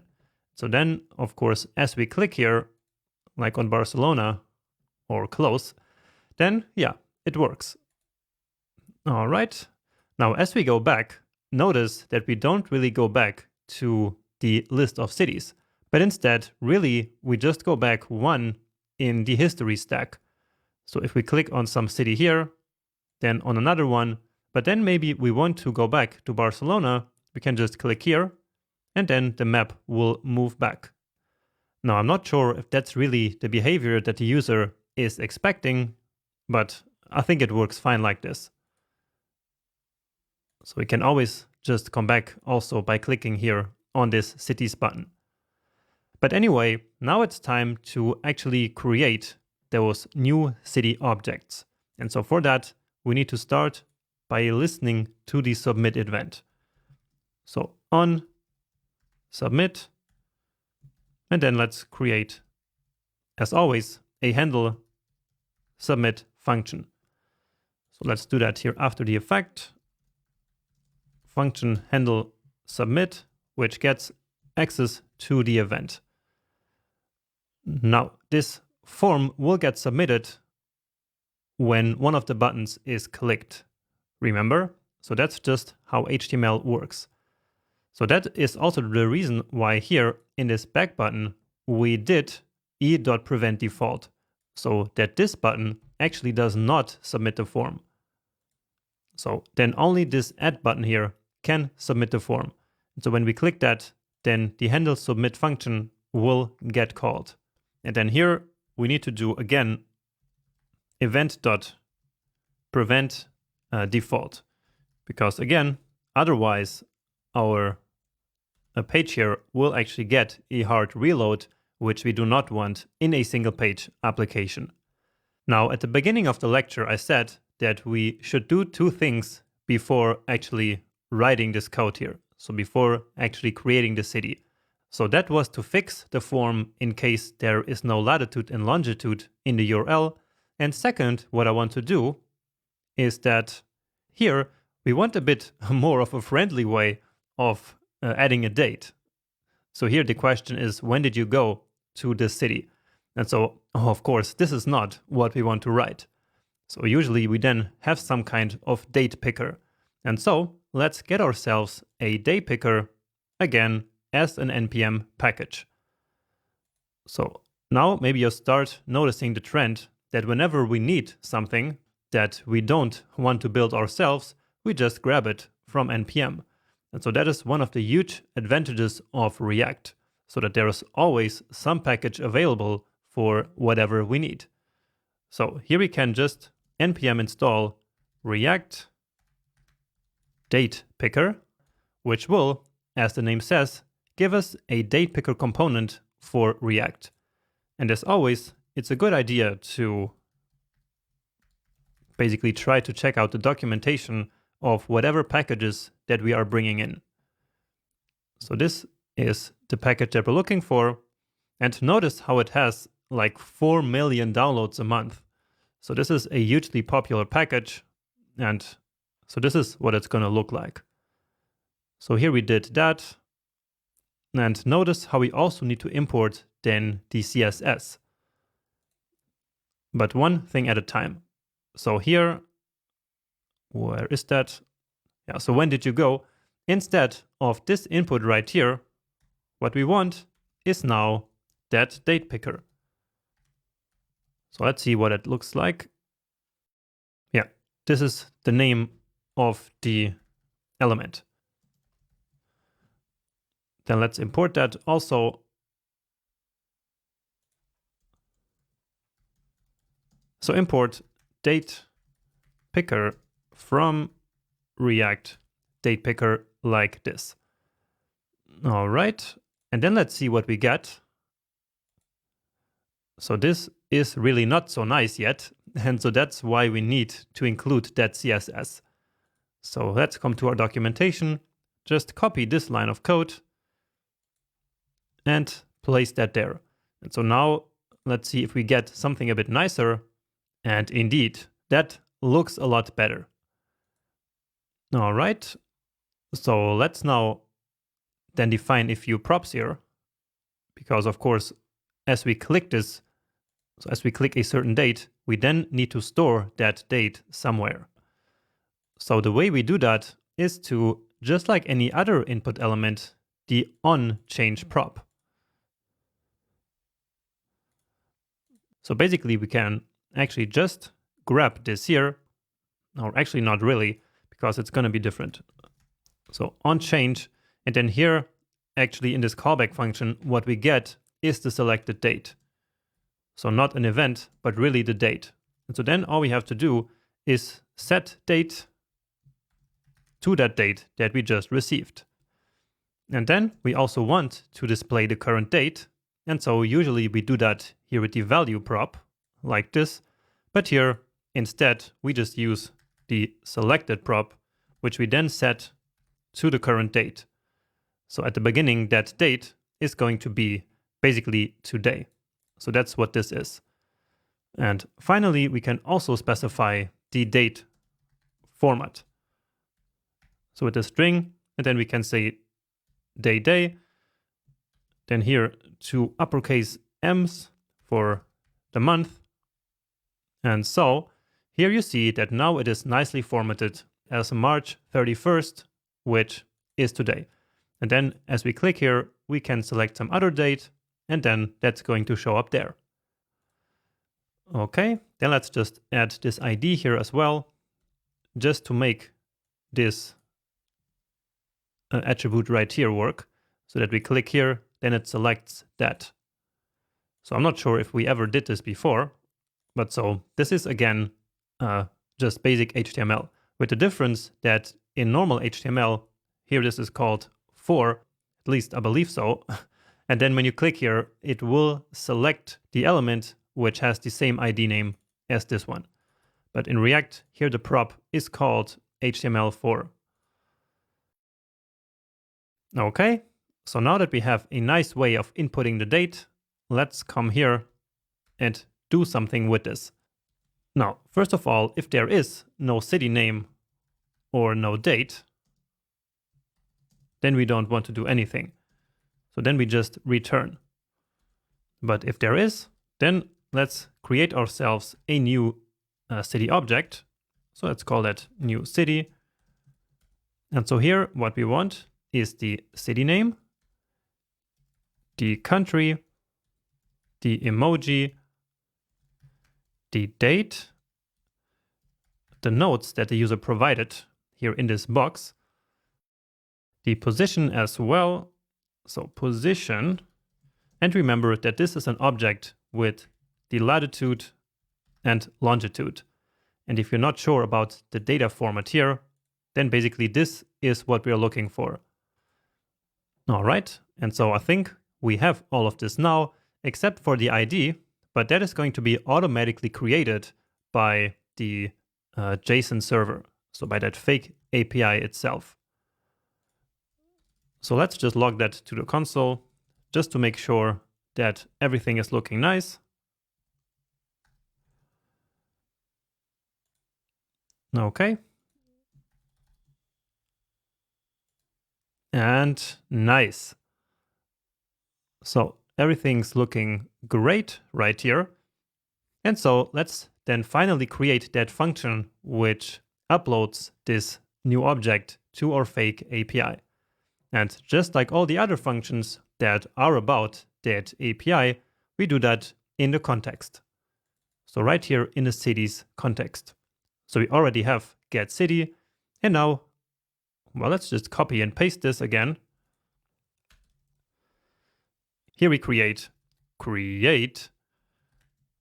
city, and this gets as input a new city. All right. Now here we don't need this, So just 2 cities. And since this is now going to be a post request, we need to specify here the options object. So the method is post. Then the actual data that we want to send now is in the body property. And so that's going to be the new city converted to JSON.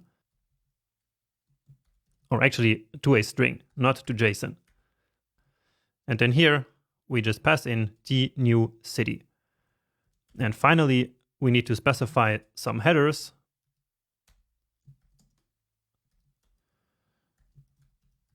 So in this case, the content type header should be set to application JSON, just so that the API knows what data format it is receiving. All right, so pretty standard stuff. And if you're not used to this, then this is, again, nothing about React. This is just the standard way of creating a post request to an API. So basically to send some data to an API. All right, then here, for now, we don't need to set anything. And then all I want to do for now here is to see the result of doing this operation. Okay, and so now we are ready to call this function inside our handler function in the form. So let's pass this into the context. So create city, and then we can grab that function from there right here. So const create city, and then use cities, and yeah, then let's do that. Let's remove that and instead create city with the new city. Okay, so let's try that. And nice. So here we are now getting back this city object, not from here, but actually from this console.log over here. So this one right here. And so this is the newly created city. Now, if we open this, then we see that it has this new ID, right? Okay, but now what happens as we go back? So maybe we expect to now see this city name there, but as we go back, it is not there. So it hasn't been added to this state right here. So why do you think that is? Well, if we think about this, then it actually makes sense, because nowhere in our code we are updating the state that is displaying these cities here. So these cities are simply fetched once in the beginning, but they are never updated. So this cities state right here.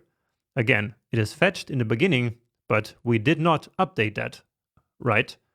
Now, if we reloaded the page, then that new city would appear down here. But that's only because, well, we refetched the data. And so then, of course, it needs to be there. And so what we also need to do here is to add that new city to our state. So basically, we're going to keep the application state in sync with the state from the UI. Or in other words, using the terminology that we have learned earlier in this section, we're going to keep the UI state in sync with remote state. Now, this is usually not the way to go, but in a small application like this one, it is perfectly fine of doing this. And in the next big application, we will then learn how to better do this. So there we will use a specialized tool called React Query, which will make it so that whenever we add something new to the remote state, that data will then automatically get refetched into our application. So that would fix this problem. But in this case, we will just do the same thing manually. So we'll now just also set cities, and then we take the current cities and return a new array with the current cities plus the data, which is basically the new city. Okay, so let's try that again somewhere else, maybe here. It's not really important here. And so now let's add, And then let's go back. And there it is. Nice. And of course, if we reload, it has been persisted to the API as well. So really, if we open this file, it is now here in this file. So these new cities that we added have indeed been added also here to our cities.json. So this is how this fake API works. So it really works as if it was a real API. It's hard to notice that it isn't.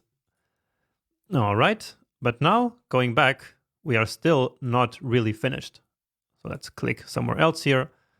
And so two things that we need to improve. First of all, there needs to be some loading indicator that tells the user that we are currently adding a city. And then after that, we want to navigate back to the cities list. And so that's the use case that I mentioned when I first talked about programmatic navigation. Remember that? So first of all, let's get the loading state. So because right now, when we're creating a city, we also set is loading to true. And so we can then, as always, get access to that here in this component through our context. So we can get access to that value. So is loading, and we could now give it any other name, but this is okay as well. So when this is loading, I want to now add a special class here that I created. So let's check that out. It is, just the loading class. So that will then make the button here look disabled, and also the opacity will go down a bit. But let's see. So once again, when we need multiple classes with CSS modules, we create a template literal. And then here we can add that class conditionally. So is loading, then here we want styles.loading, and if not, then nothing. So let's do a Portuguese city now again. Let's edit, and nice. So you saw for a short moment here, the form grayed out and was inactive. And then after that, the new city appeared here. So immediately then, when the form became visible again, that pin showed up there on the map, meaning that the new city has indeed been added. And so now, finally, what we want to do is to then programmatically navigate back to that list. So we do that right here. So, well, first we need to actually get that function. So remember, that is with the use navigate hook. And then we can use that here. All right, and we want to go back to the app page, which, remember, will then automatically redirect to cities. So we can actually write that here immediately. All right. However, if we do it like this, it's not going to work as expected, because then right after we call this function here, immediately the navigation will happen. But that's not what we want. Instead, since this is an async function, so it is indeed an async function, and so it will return a promise, and so we can then await that here, for which, of course, we need to make this async in turn. All right, so that's perfectly fine. So the handler function can be an async function. That's no problem at all. And so I think with this, we have everything that we needed. So let's try another one. And beautiful. So that other city is down here. That's why we didn't see it immediately. But yeah, there it is. And so with this, we finish this feature. So this was the biggest and hardest feature yet, I believe. So let's just very quickly recap everything that we did. So first of all, we got the position basically from the URL as soon as the form is opened. So for that, we created this custom hook, which will get us the latitude and longitude. Then each time those change, we fetch the data about that location, so the city name, the country name, and so on, so that we can then display that here nicely in the form. So otherwise the user would have to write that out manually, which is not nice. It would also not have been nice if they had to write out the date here manually. And therefore we gave the users this date picker so that they can choose from there. And then with all the data in place, we are ready to submit the form. So then we create this new object here and pass that into the create city function. So this create city function lives in our city's context along with all the other functions that are responsible for updating the state that is related to cities. And so that's why this lives here. And so this then creates a post request which will mutate, so it will update the server state, so the remote state. And we then also update the UI state right here so that the new object immediately gets reflected in our UI here as well. So otherwise we would have to manually refetch the data so that it then shows up. And then finally, after all that is done, so we await that operation here, and then in the end we navigate back to the page where we came from. And that's it.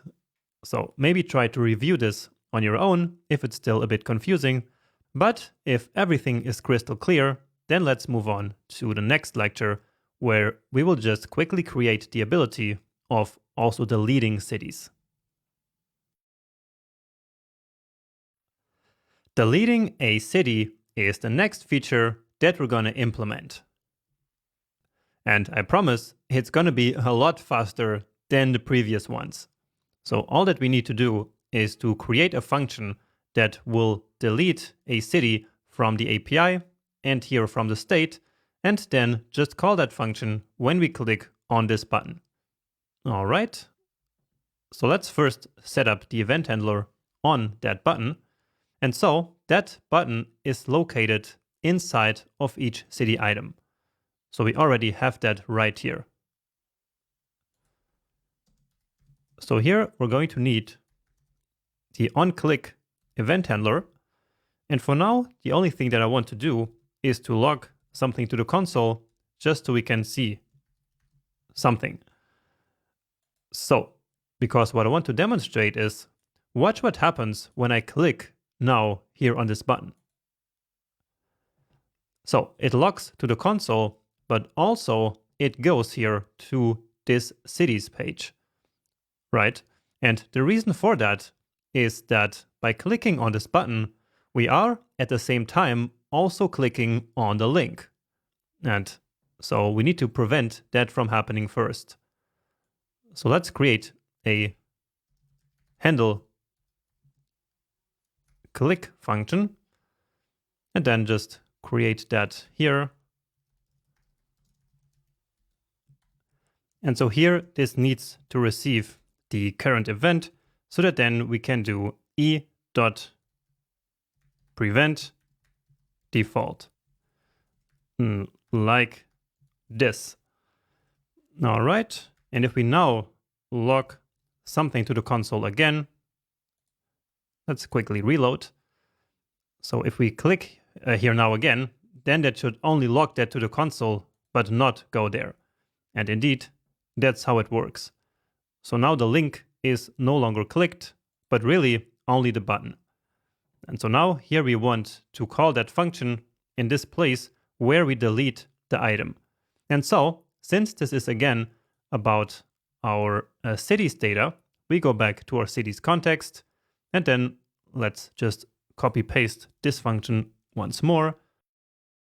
Let's call it delete city. And here all we need is an ID, and then we submit a request to the URL with that ID. And here the method is going to be delete. So we don't need any of this. And we also don't need this. And here let's change the message. There's an error deleting city. And here, let's also say that there was an error creating the city. All right. So here we are deleting the city with the ID from the API. And then here also we need to, again, delete it from the city's state. So just like many times before, deleting is basically to filter, because we want the new array to be shorter than the current one. So we say cities.filter, and then we want all the cities where the city.id is different from the one that was passed in. So just like this, and then here we don't even need to store the result of this. And I think that should be good. So let's pass that into our context, delete city. And then of course, here we need to get that. So we already have current city. And so then let's also get delete city. And then all we need to do is to call delete city here with the current ID. And that's going to be it. Now what's going to happen is that this will then, of course, update here the loading state, and therefore our entire list here will then appear as loading. So let's see if that works. And yeah, that city is gone. Try that again, and again, and again. And so now we are back at our initial state. And let's just reload to make sure that it also was deleted from the API. And it looks like it was. Nice. So a very important feature. And now that is also completed. So we're almost done now with this project. It's already working really nicely. So I'm really enjoying working on this. And what I want to do next is to convert this state management that we have going on here to a reducer. So that's a common pattern that you will see together with the context API. And so I want to show you how to do that in the next lecture. Let's now build an advanced state management system by combining the context API with a use reducer hook, which is a pretty common pattern in React development. Now, with all the knowledge that we already have, and with all the code that we already wrote here, this is actually not going to be such a big deal. So we already know about all the fundamental pieces of this advanced state management system. All we have to do is to now combine these three states here into a reducer, and then change our code here a little bit to use that reducer function. So basically what we're going to do is to refactor the entire code here in the city context to, again, use a use reducer hook now instead of these use states. So let's start by creating the reducer function, which gets the current state and the action, remember. And for now, I will just leave it like this. And then let's also create the initial state as always. So again, we already know how all of this works. So the cities start as an empty array. Then we have isLoading, which starts at false. And then the current city starts as an empty object.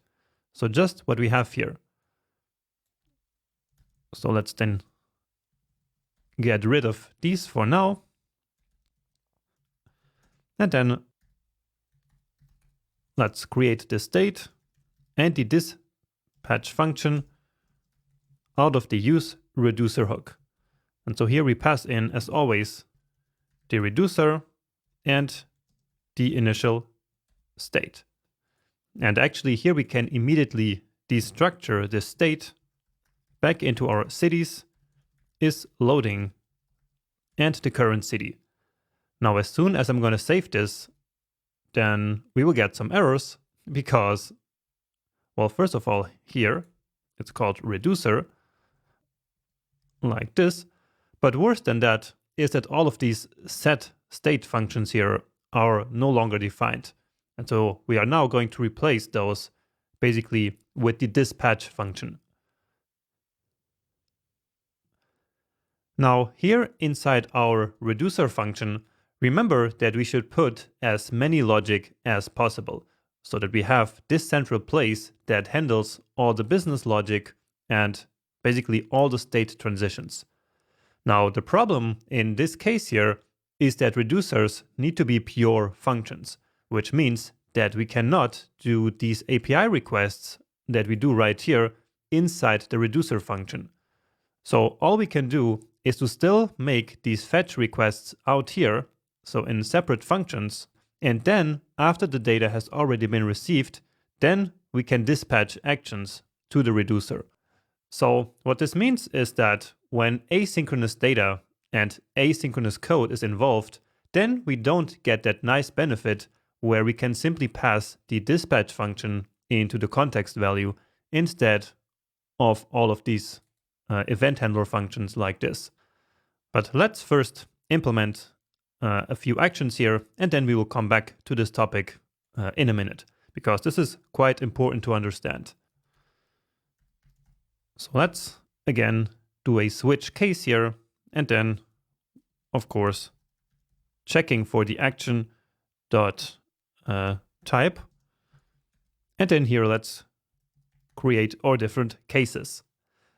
So when we use a reducer in a bit larger application like this one, it's very important to follow a meaningful naming conventions when it comes to the action types. So it's usually a good idea to model these actions as events and not as setters, because this makes it easier to see all the related state transitions.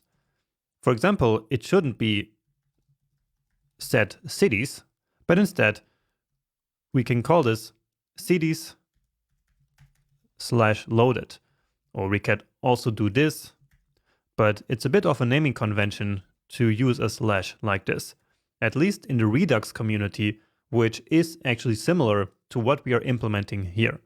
So I like to use this slash here because it makes it really easy to understand that this is related to the cities and then that they have been loaded in this case. So we will also have created and deleted. And actually, let's do that right now. So we can say cities created and also cities deleted. And again, it's better to do it like this because then it's really easy to see that in that event, we should both set the cities and probably also set the isLoading state. And so both of these things happen when the cities are loaded. But if we just called it, again, like set cities, then we might think that all we do in this event is to set the cities. And so this is why, again, we should model our event names more like this. So really as events and not just setters. So let's then actually do what I just said. So here we, as always, return the current state. Then we set isLoading back to false, and we set the cities to action.payload. All right. Here we are missing a default case again. So let's throw a new error like always.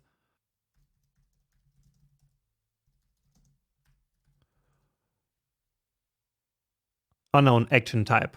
Now here this says it needs a break statement, but we will take care of that in a minute. Because if we just return here, like we're doing here, then we need no break statements after each case. But anyway, so here we will now be able to use that dispatch function instead of these two. However, what we're also going to need is to set this loading state here to true in the very beginning. So let's also create an action for that. And let's do it here in a logical order in which the events actually happen. So here, let's just call it loading. So without the cities prefix. So we want to take all the current state and then override is loading to true. All right, and so now let's use these. And here we can actually do that outside of the try catch. So dispatch the event type of loading. And then here, as soon as the data arrives, then we can dispatch the type of cities loaded with the payload of data. So this is what we were setting before into the set city state. And so now here we can also get rid of that. But then the problem is that if there is some error, then the loading state will never get back to false. And so actually, to make this a bit more complete, let's also create a new state here for the error. So starting as an empty string, and then let's add a new case here in the end called rejected. And so notice how again I'm giving these here basically a name in the past, so for something that already happened. So we get the error here in this function where the data is loaded, and after that we will dispatch the action. And so then that rejection has already happened. And so that's why then here we call it rejected. So here we return the state, then we set is loading also to false and the error to action dot payload. All right. So here let's just replace that dispatch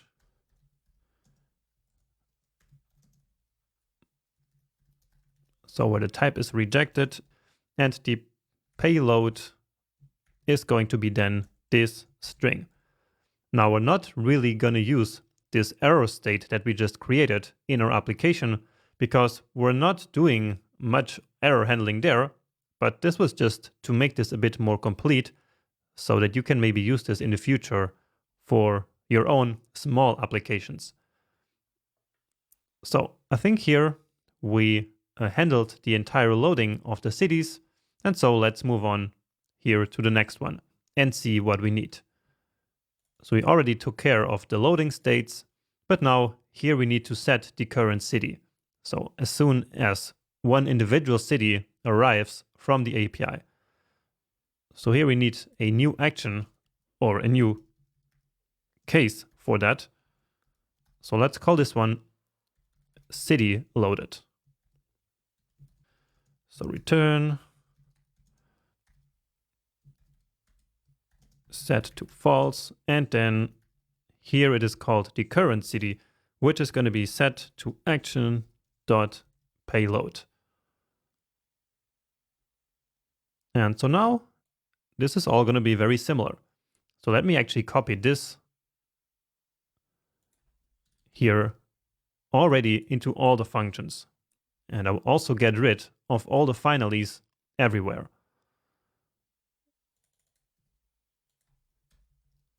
So doing it all in one go. Okay. And then this is the last one, I believe.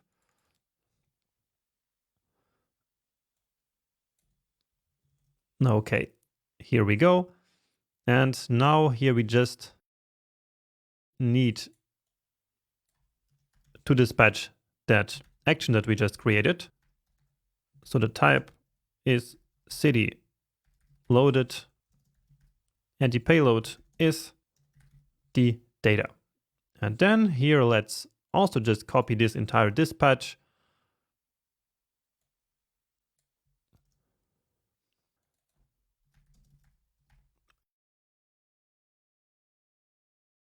And let's just change the string here.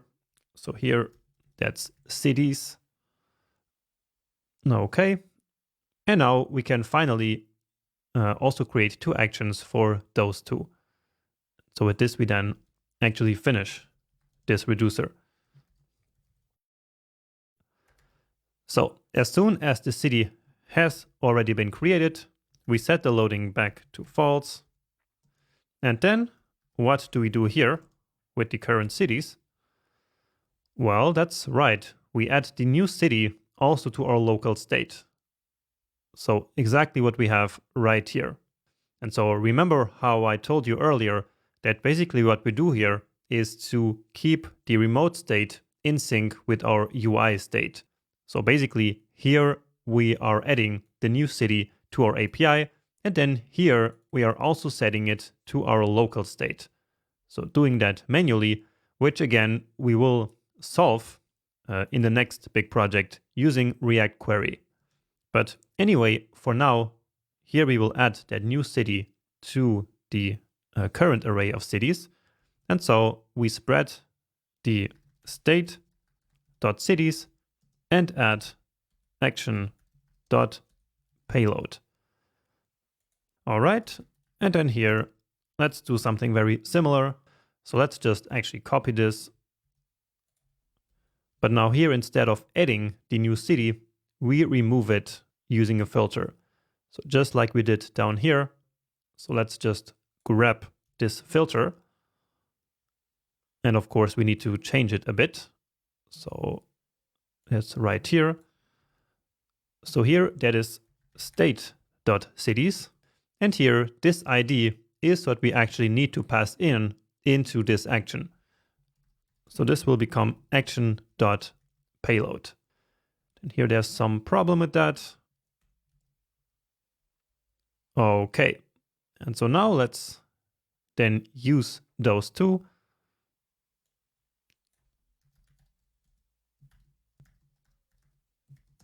So here we have cities created.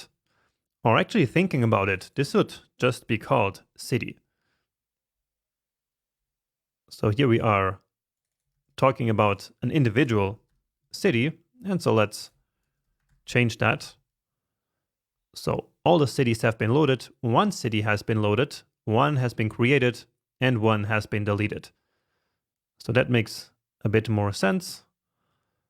And yeah, so city created, and the payload is going to be again the data, which is the newly created city object. And so here, then let's again dispatch the rejected action and then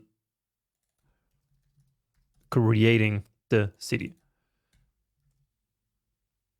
Okay, and then finally, let's also replace this one with the dispatch.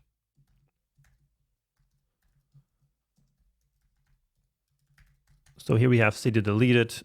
And then, as I was mentioned, here what we need to pass in is just the ID of the city that should be deleted.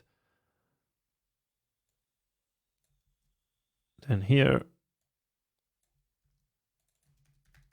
And here we replace this. And as I save this now, you see that all the errors that we had before have been resolved. And so our application should now be back to working. But before we try that out, let's discuss a bit what we just did here and the two options that we have when it comes to passing down the value into our context. So as I said in the beginning, when we are working with asynchronous data and code, we have two options when it comes to the dispatch function. So the first option is to pass in all the state plus the dispatch function into the value. And then we can use the dispatch function inside the components to update state. However, since we're dealing with asynchronous data, we cannot have all the logic inside the reducer. And so in the case that we were passing the dispatch function into the context, then we would have to have this function here inside the component that dispatches the action. And you can try that out for yourself, of course. So you can remove this function from here and not pass it into the context, but instead pass in dispatch. But then you would have to pass all this data fetching logic into that component, which is not really what we want if we want to keep the components nice and clean. And therefore, we are using the second option, which is to not pass the dispatch function into the context, but instead to use it here inside these event handler functions, which these are. So these are event handler functions that are called, for example, here on the click of this delete button. And so then this time we use the dispatch inside of these functions, and then it is these functions that we pass here into the context. Okay, but if we were not dealing with asynchronous data, then it would be better to just pass the dispatch function and then create the actions right inside the components. But anyway, let's make sure that this actually works. So let's come to some city here. And let's see. And beautiful. That just works exactly as before. And the same probably here for loading and also for deleting. Nice. And so now with this structure in place, it is actually quite easy to implement some more related state updates. So that's one of the huge advantages of having all this state updating logic in one central place. For example, we can say that as soon as a city is created, it should also become the currently active city. And so, again, it's now very easy to do that. So we can just say current city is equal to action.payload. And so then if we somewhere here create a new one, then we should see that immediately with this green outline right here. And the same thing actually when we delete a city. So there's no need to then keep it in the current city, and so we can set it back to the original state. Great. And this is actually it. So with this, we successfully converted the useStates that we had here to a reducer, and we even created a new state. So we even created the error, which we're not really using, but well, let's just pass it into the context as well. So that's right here. Okay. And now there's just one small thing that we can improve here, which is really just a small thing. So here, when we get the city, we can check if the ID that is being passed in is the same as the current city. And so basically we can check if the city that we want to load is already the current city. And so then there's no need to call the API again. So that's ID equal to current city.id, then just return. Now here we will just have one problem. And let me actually just show it to you. So this is something very important that we, well, it's not return. We want to console.log this actually. So let's clean this. And here we are still undefined. Let's try another one. So what I wanted to show you here is that the second thing, so this ID right here, is actually a number. So that's why it has this purple color here, while the ID that we have right here is a string. And the reason for that is that we are actually reading this ID somewhere in that component from the URL. And so everything that's coming from the URL will automatically be a string. And so if you want to do any comparisons like this, then you always need to convert this to a number. All right. And so now if we then load 2 times the same city in a row, then it should be instantaneous. So you notice that. So in order to load the city, it of course needs to load from the API. But if we then click the same again, it doesn't do that. Okay. And with this, we really finished. Just make sure again to review everything that we did here and how we are now handling these related state updates together in these events. So again, this combination of a use reducer and the context API is a pretty common pattern in React. And so therefore, it's important that you now know that it exists and that you hopefully also know how to implement it yourself. And by the end of this section, I will give you, of course, a challenge so that you can practice this as well.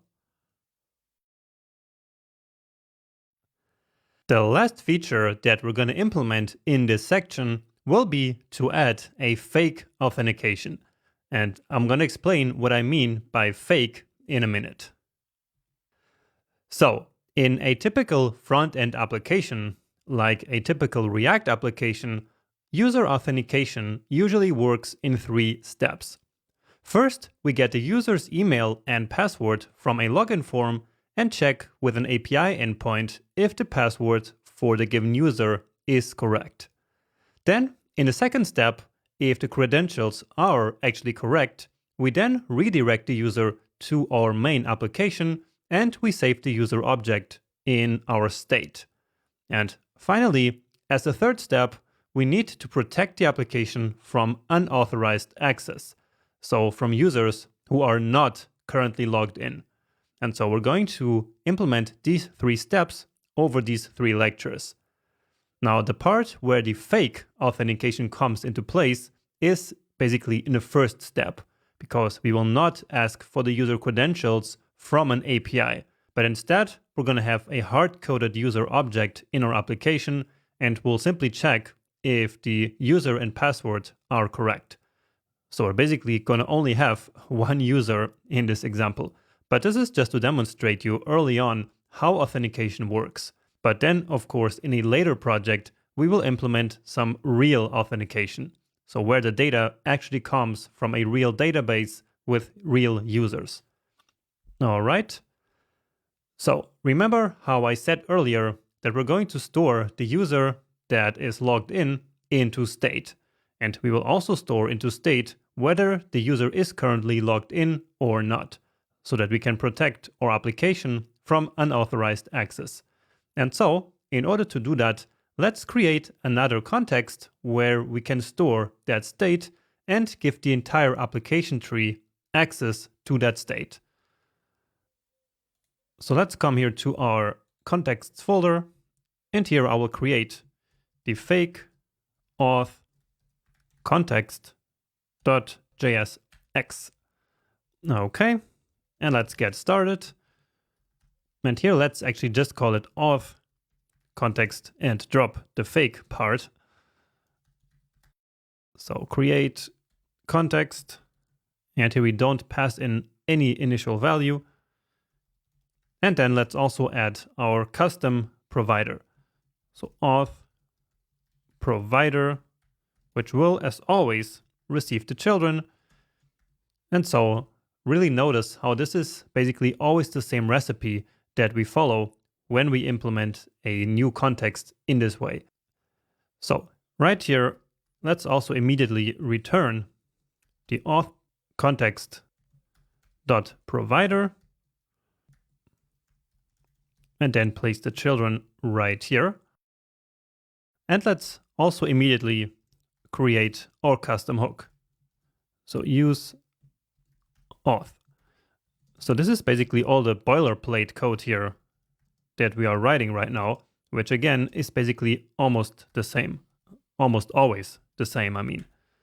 So use context with the auth context, and then we check if that value is undefined.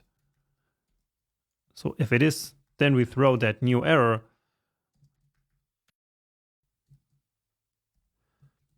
saying that this context was used outside the auth provider. Okay, and so with this in place, let's now actually think about what we need to do.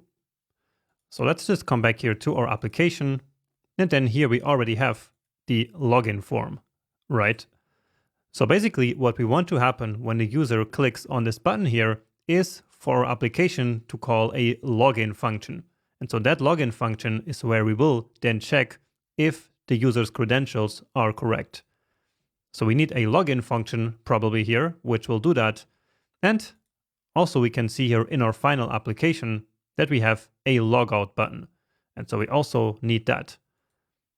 So clicking those 2 buttons will then create the actions that I mentioned earlier. So setting the user to authenticated and storing the user in state. So let's now create first these functions and then the state itself. So let's just call this one here login, and it will need the email and the password. And then we also need the logout function, which doesn't need any input.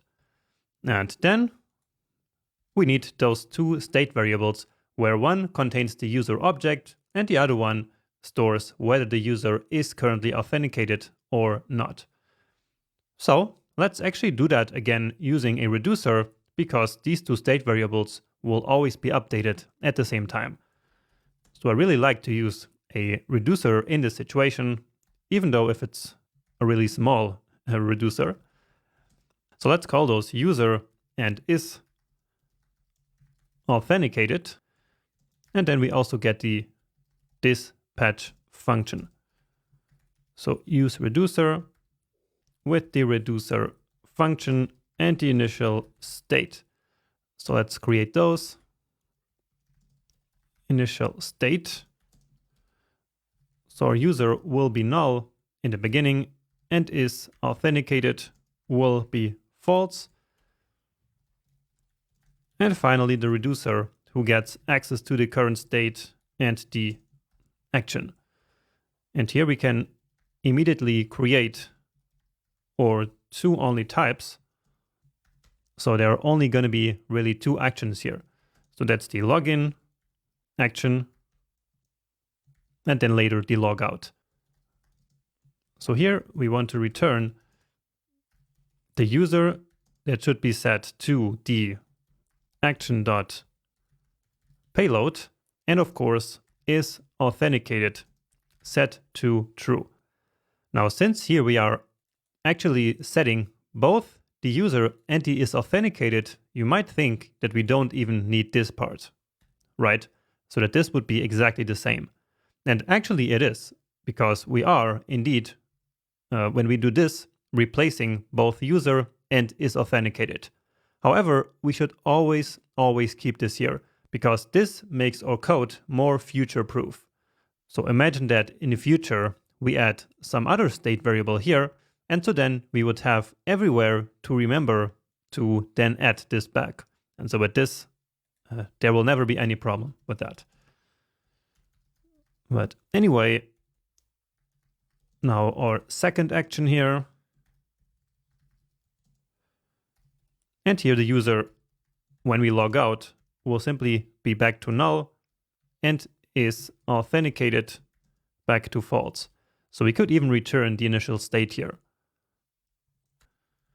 And now our default is just throw new error like this. Okay, and so now we are ready to pass everything here into our context value. So that's going to be the user, the is authenticated state, the login function, and the logout function.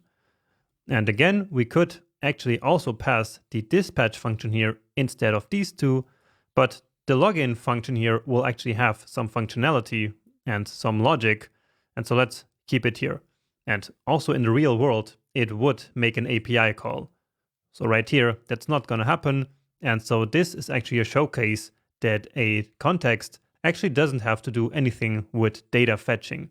So this one will simply contain these two state variables and will then broadcast them to our entire application tree. All right. And now here we can check whether the coming in email and password are correct. And so again, this is where we would typically have an API call, but now we will just compare them to a fake user.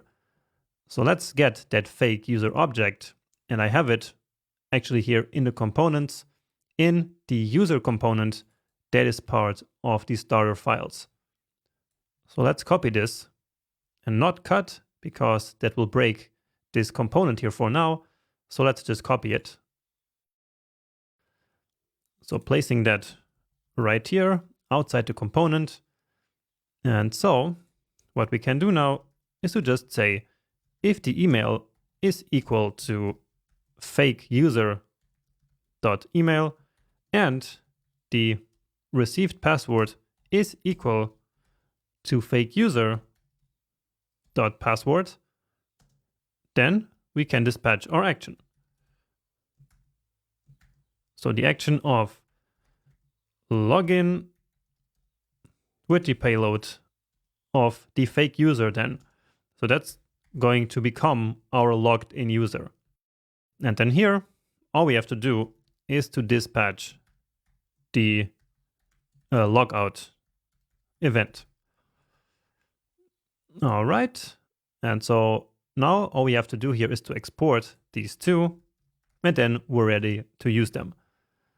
So of course, not function, but export the auth provider and use auth. All right. And so with this, we have our context in place and are ready to connect it with this form. So with this button right here.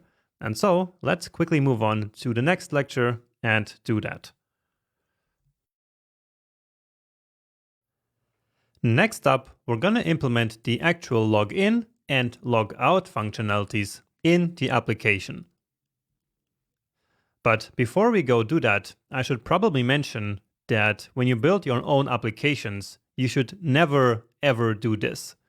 So you should never have a fake user in your code like this, which contains the plain word password. Because with this, everyone who inspects your code can get access to your application.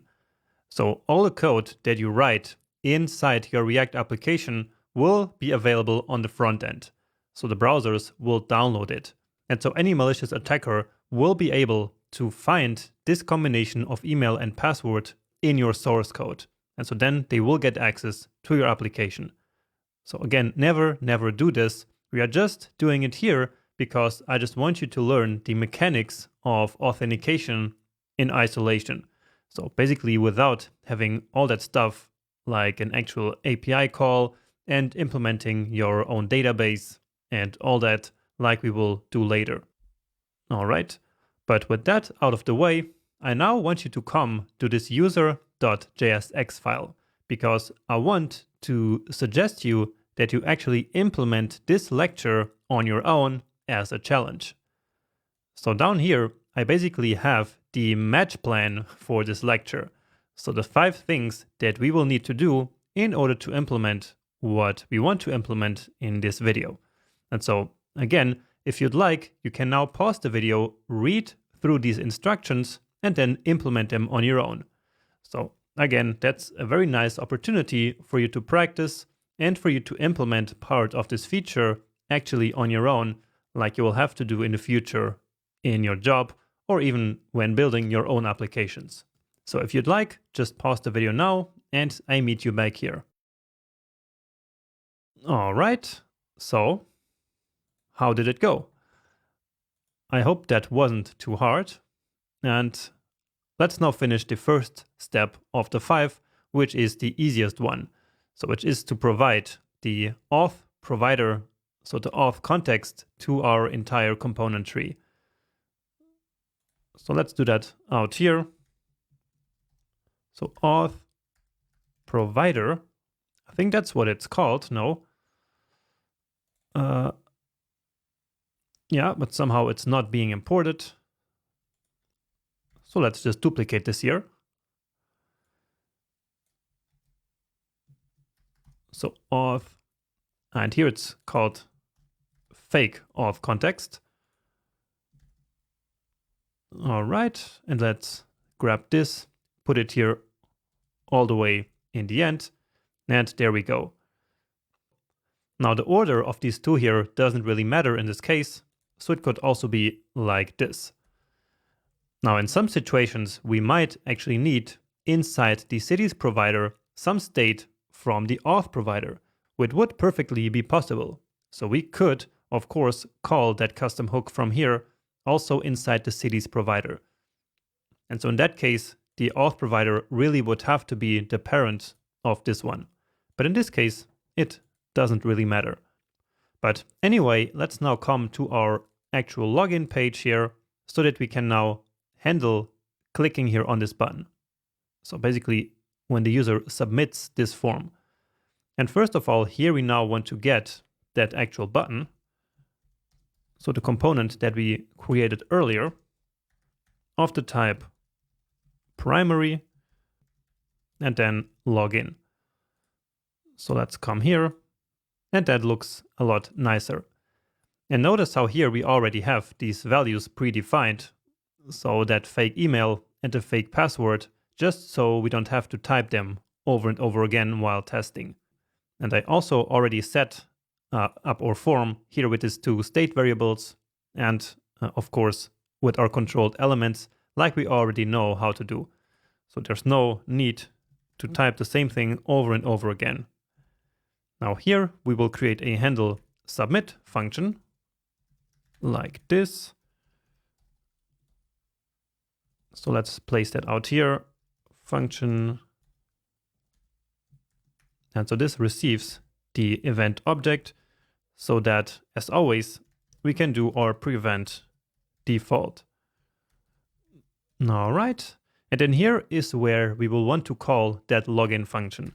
But we only want to do it if the email and password are actually set. So if we have an email and a password, then we want to call the login function. So let's grab that from our context. So login from use auth. And then here, let's then pass in the email and the password. So exactly the email and password that we need then inside the login function to check if they are the same as this and this one. Now what's wrong in here? So cannot destruct the login out of use auth. So probably there's some bug there, like, oh yeah, of course I forgot to then return the context. And so this is good that you see that everyone makes mistakes. So I wasn't copying the code here from anywhere. And so then I forgot to return that context value there. All right. So with this, we are now ready to actually log in. So we click and nothing happens, but also nothing is supposed to be happening. So let's just check our state. So in the auth provider, because here it actually has changed. So we see that we now are authenticated and the user is set to that fake user. So we were actually successful. And so here on this page, we should now check whether the isAuthenticated state is now true. And if it is, we want to redirect the user to the app. So to /app right here. And so that's why I told you in this step number 3, exactly here, so that inside an effect, we need to do this check. And if so, we navigate to app. So let's do that by including a use effect. So creating our function. And then here, what we want to check is whether the isAuthenticated state has changed. So basically, we want to run this effect where we redirect the user each time that this state here has changed. So then we also need to get that from our context, of course. So isAuthenticated. And so now let's just say if isAuthenticated, then we want to navigate to that page. So for that, we need to grab the navigate function from React Router. So that's, again, the programmatic navigation that we have talked about before. So let's see. So navigate to /app. Now here, we also need the navigate function. And you see that it actually immediately redirected us here to this app. So let's just reload this. So go to the beginning, reload, come here, but apparently we have a bug. So that should not be happening. So let's try that again. But actually it's because here we are directly going to /app. So we should change that here as well. But for now, let's just check. So here we come to login. And so now let's change just the email here to something wrong. And so then when I click, nothing happens. So in this situation, we actually would want to display some message here, so somewhere on the screen, telling the user that login was not successful. So we can add some other piece of state here, like an error or so, and then display that error to the user. But again, here we just want to keep it simple. So now let's test the correct case. And beautiful. So that worked. So our fake login is actually working right now. And so this part here, so this effect has two big purposes. So first of all, when the user successfully authenticates, then of course, after this function has been called, the isAuthentic state will change to true. And so then this component will re-render, and then in this effect, this will already be true, and then we navigate to the application. While in the beginning, this is still false. So on the initial render, this effect will also run, right? But then this here is still false. And so then we don't navigate to the application. Now, the nice side effect of that is when the user is already authenticated, but then clicks on login, they will automatically and immediately get redirected to the app itself. So you saw that? Now watch what happens when we click here on back. So that doesn't work at all, right?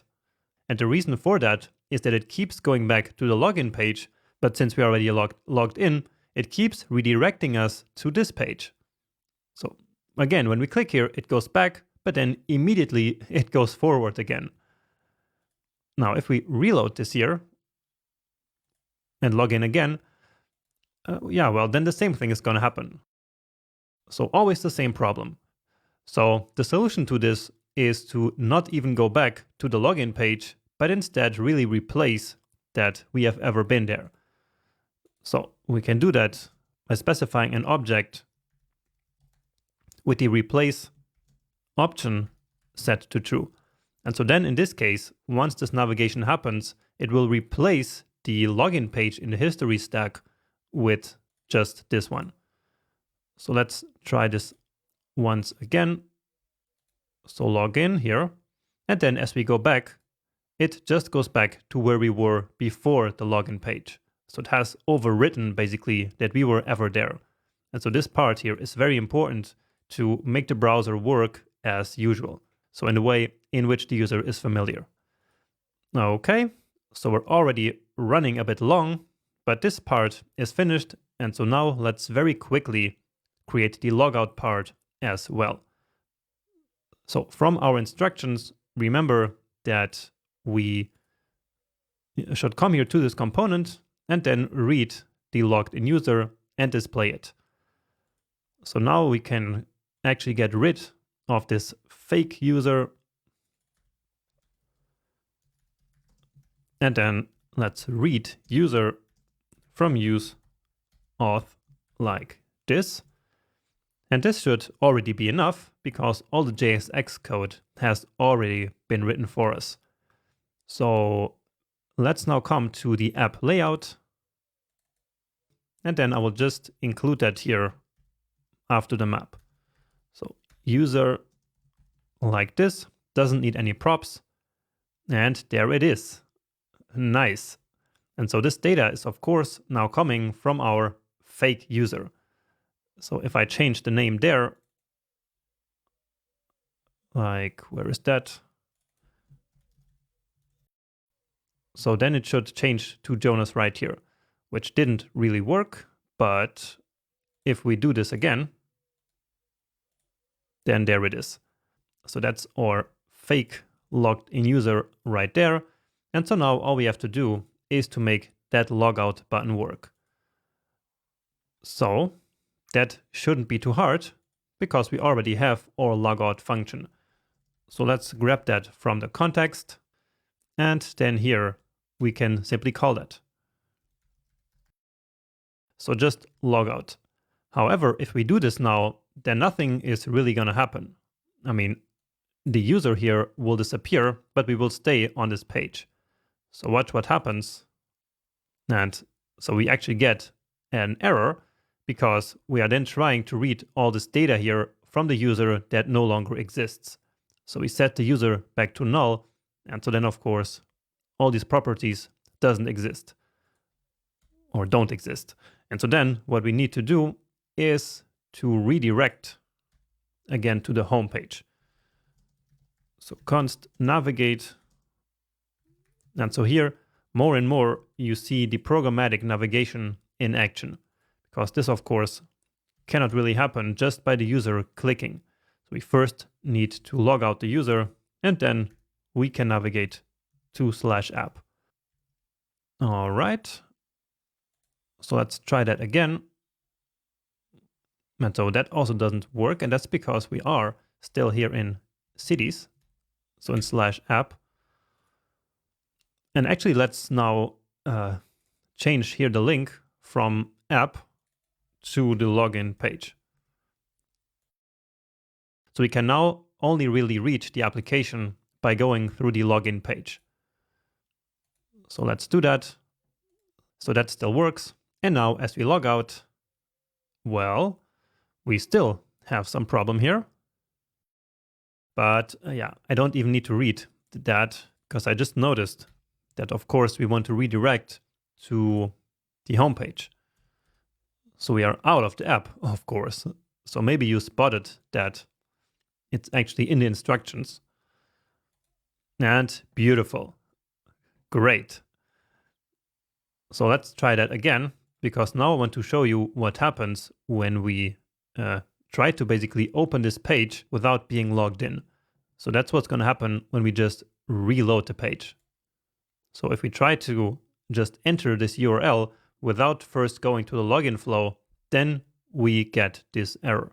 So we need to prevent that by basically protecting our application against unauthorized access.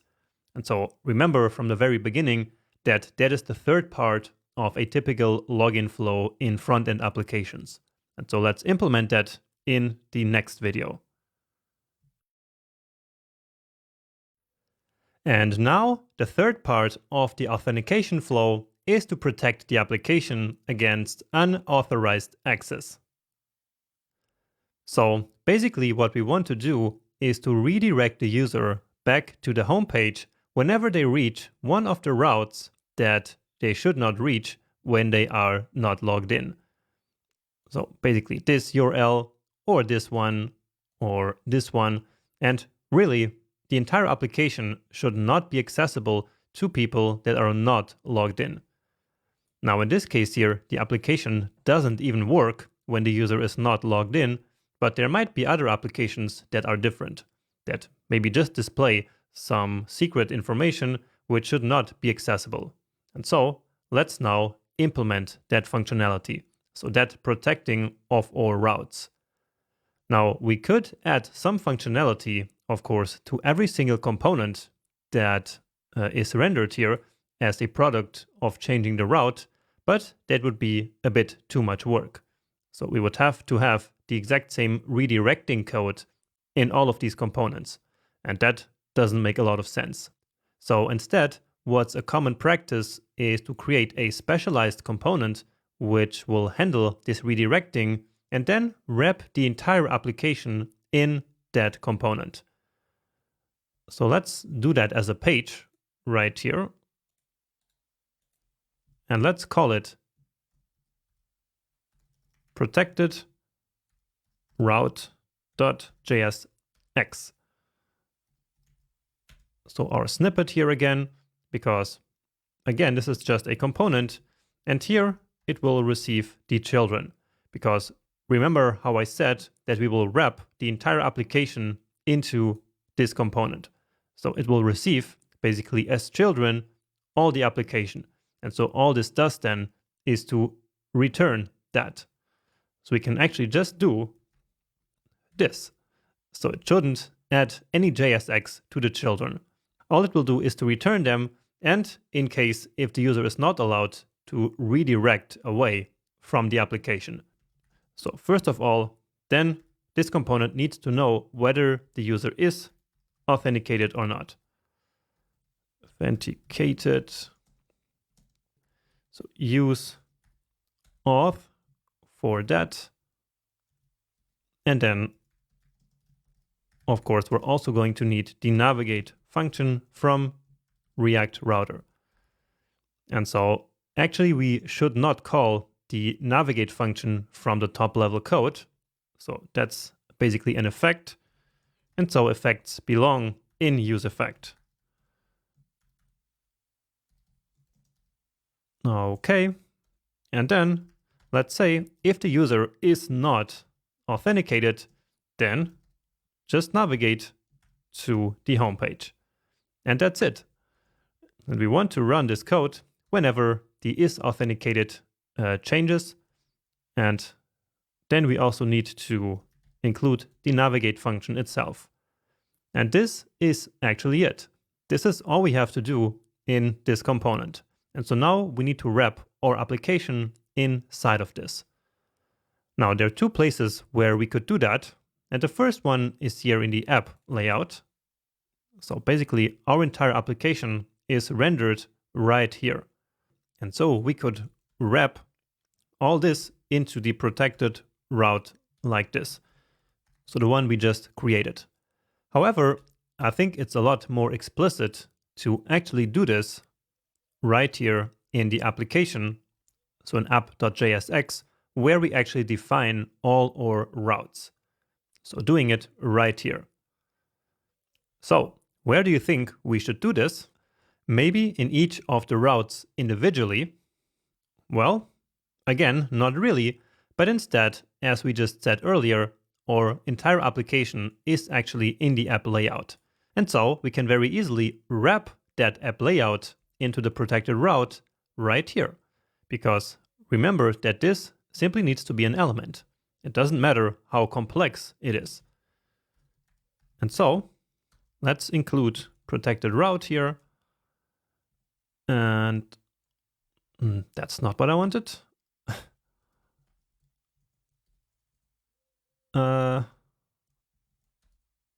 Yeah. Okay.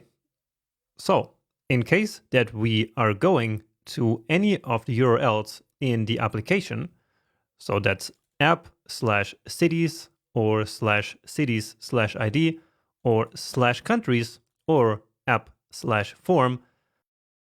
So in all those situations, this app layout component here is rendered, right? And then in there is where each of these components is also rendered. And so the idea is to wrap this entire component into the protected route. And so this will then check whether the user is currently logged in or not. And if not, it will simply redirect the user back here to the home page. So let's try this out.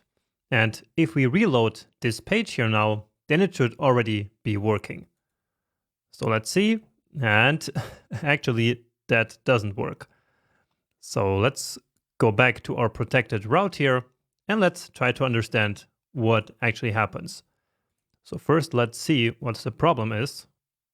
And so we are still apparently trying to read something out of avatar here in the user component, which means that the user component is somehow still trying to be rendered.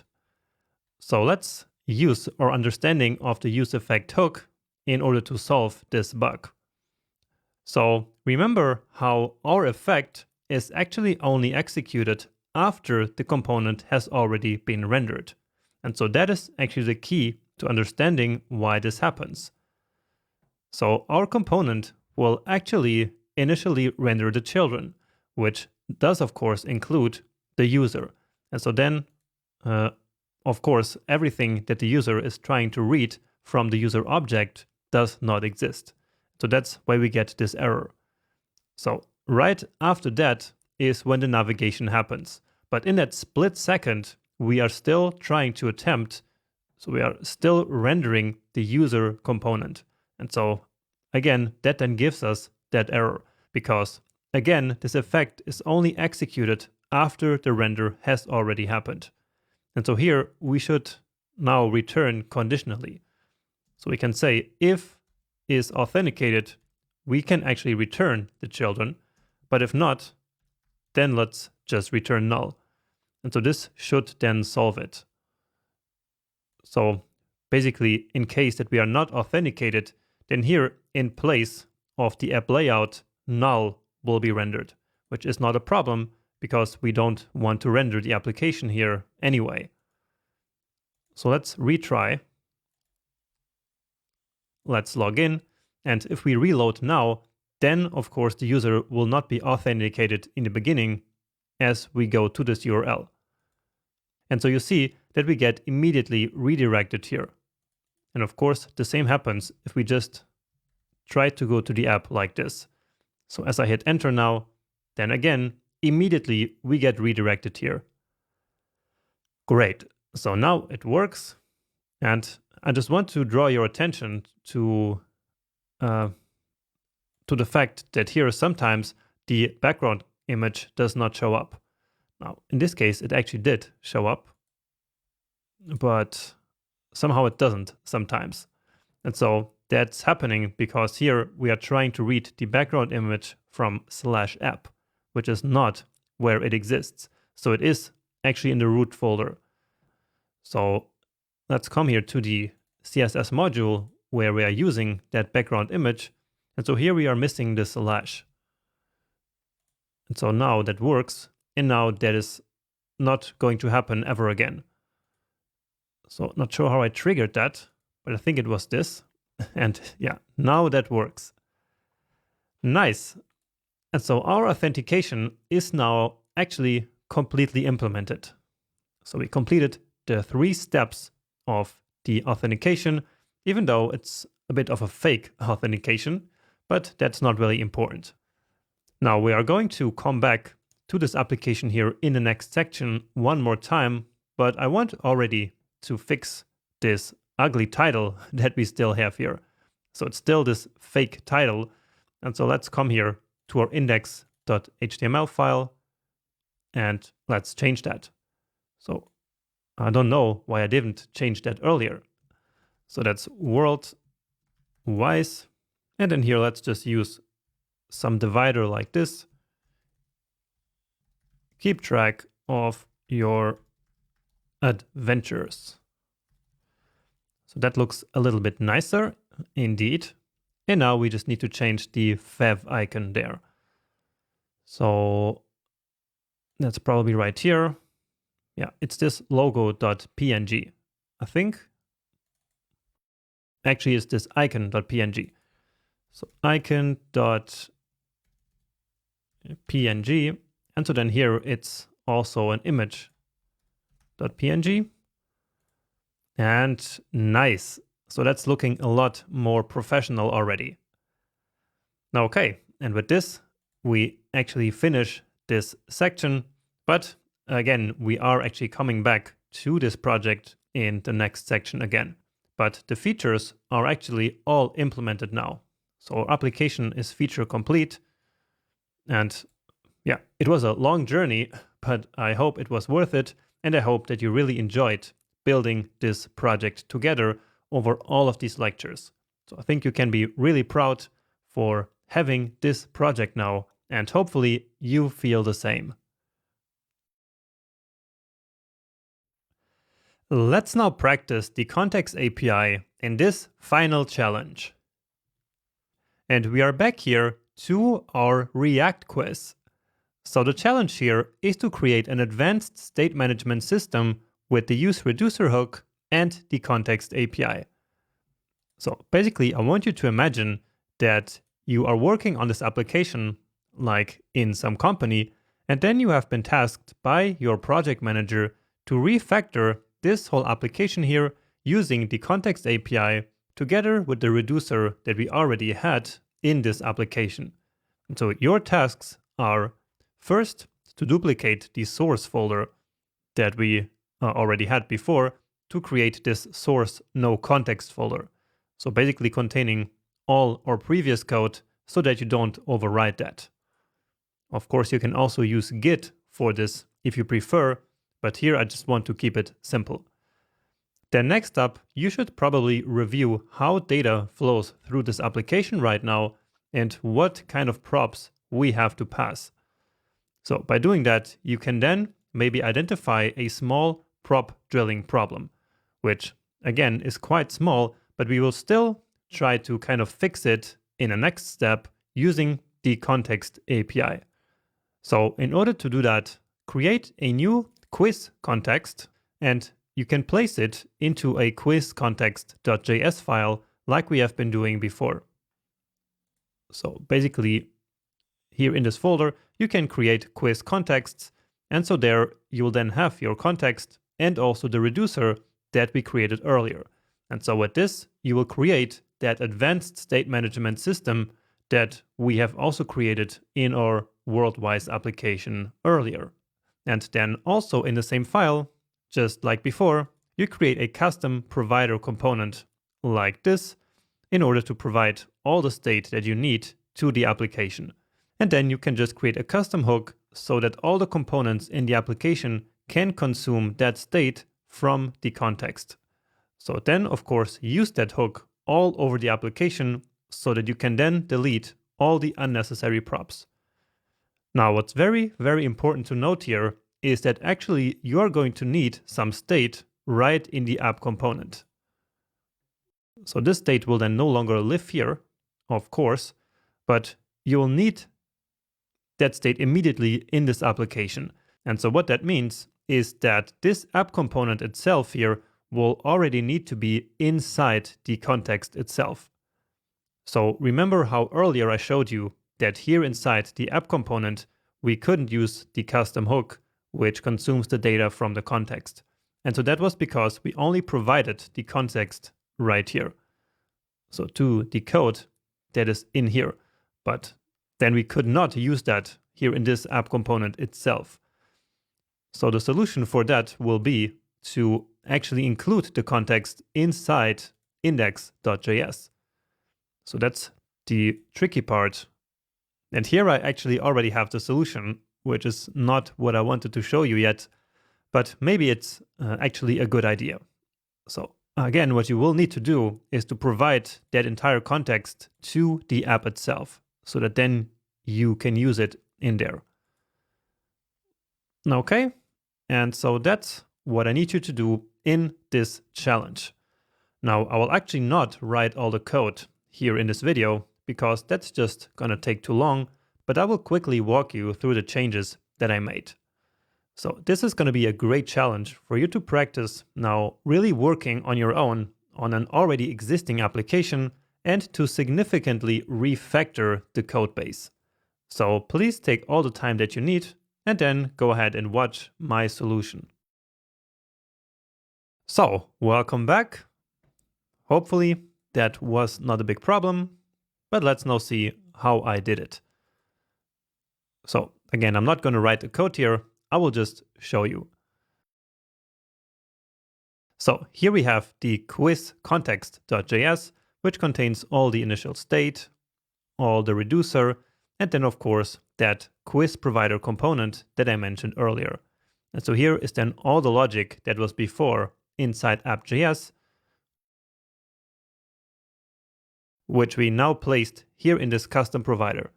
And so then here is the provider itself, where we pass all these different state values plus the dispatch function into the context, which is quite different to what we did earlier in the WorldWise application.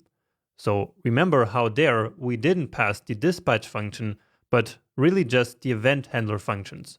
But that was because we were dealing with asynchronous code, which here is not the case. And so here we don't need any intermediary event handler functions. We can simply dispatch this function so that we can then dispatch events in the components. But anyway, here we then, of course, also have our custom hook. And then let's come into our main app component.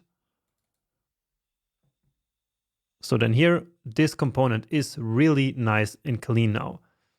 So all the prop drilling is gone, and Yeah, we don't even need to pass any more props into any of these components anymore. And notice again how I mentioned that here we need this status state. And so therefore we need to read some data out of the context, which is the reason why we needed to provide that context right here. So to the entire application. Okay. And so then all the components are really nicely cleaned up. So for example, in this one, instead of receiving all the props that we received earlier, we just call our custom hooks and then we get all the state from there.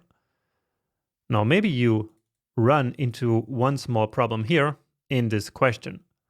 So earlier the question component received the question prop, which was computed using the questions and the index. So if you remember that, and you just wrote the code, so I'm sure you do. So where is that? Right here. So we passed in this questions prop, which was basically computed by taking the current question out of the questions array.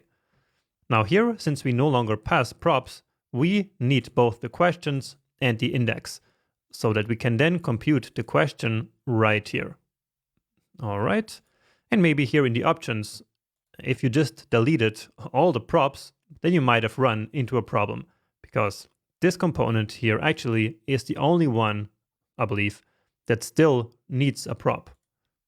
So here inside the question, we of course still pass the current question into the options component. And so then it gets the current question from the prop, but the current answer comes from the context. Okay. So I think this was really, really nice for you to practice this on your own, and I'm sure you got this to work just in the way that I just explained. But anyway, with this, we wrap up yet another section, and so hopefully I see you soon in the next one, which is actually going to be a bit complicated again, but well, that's what we are here for, hopefully. So get ready, and then I meet you there very soon.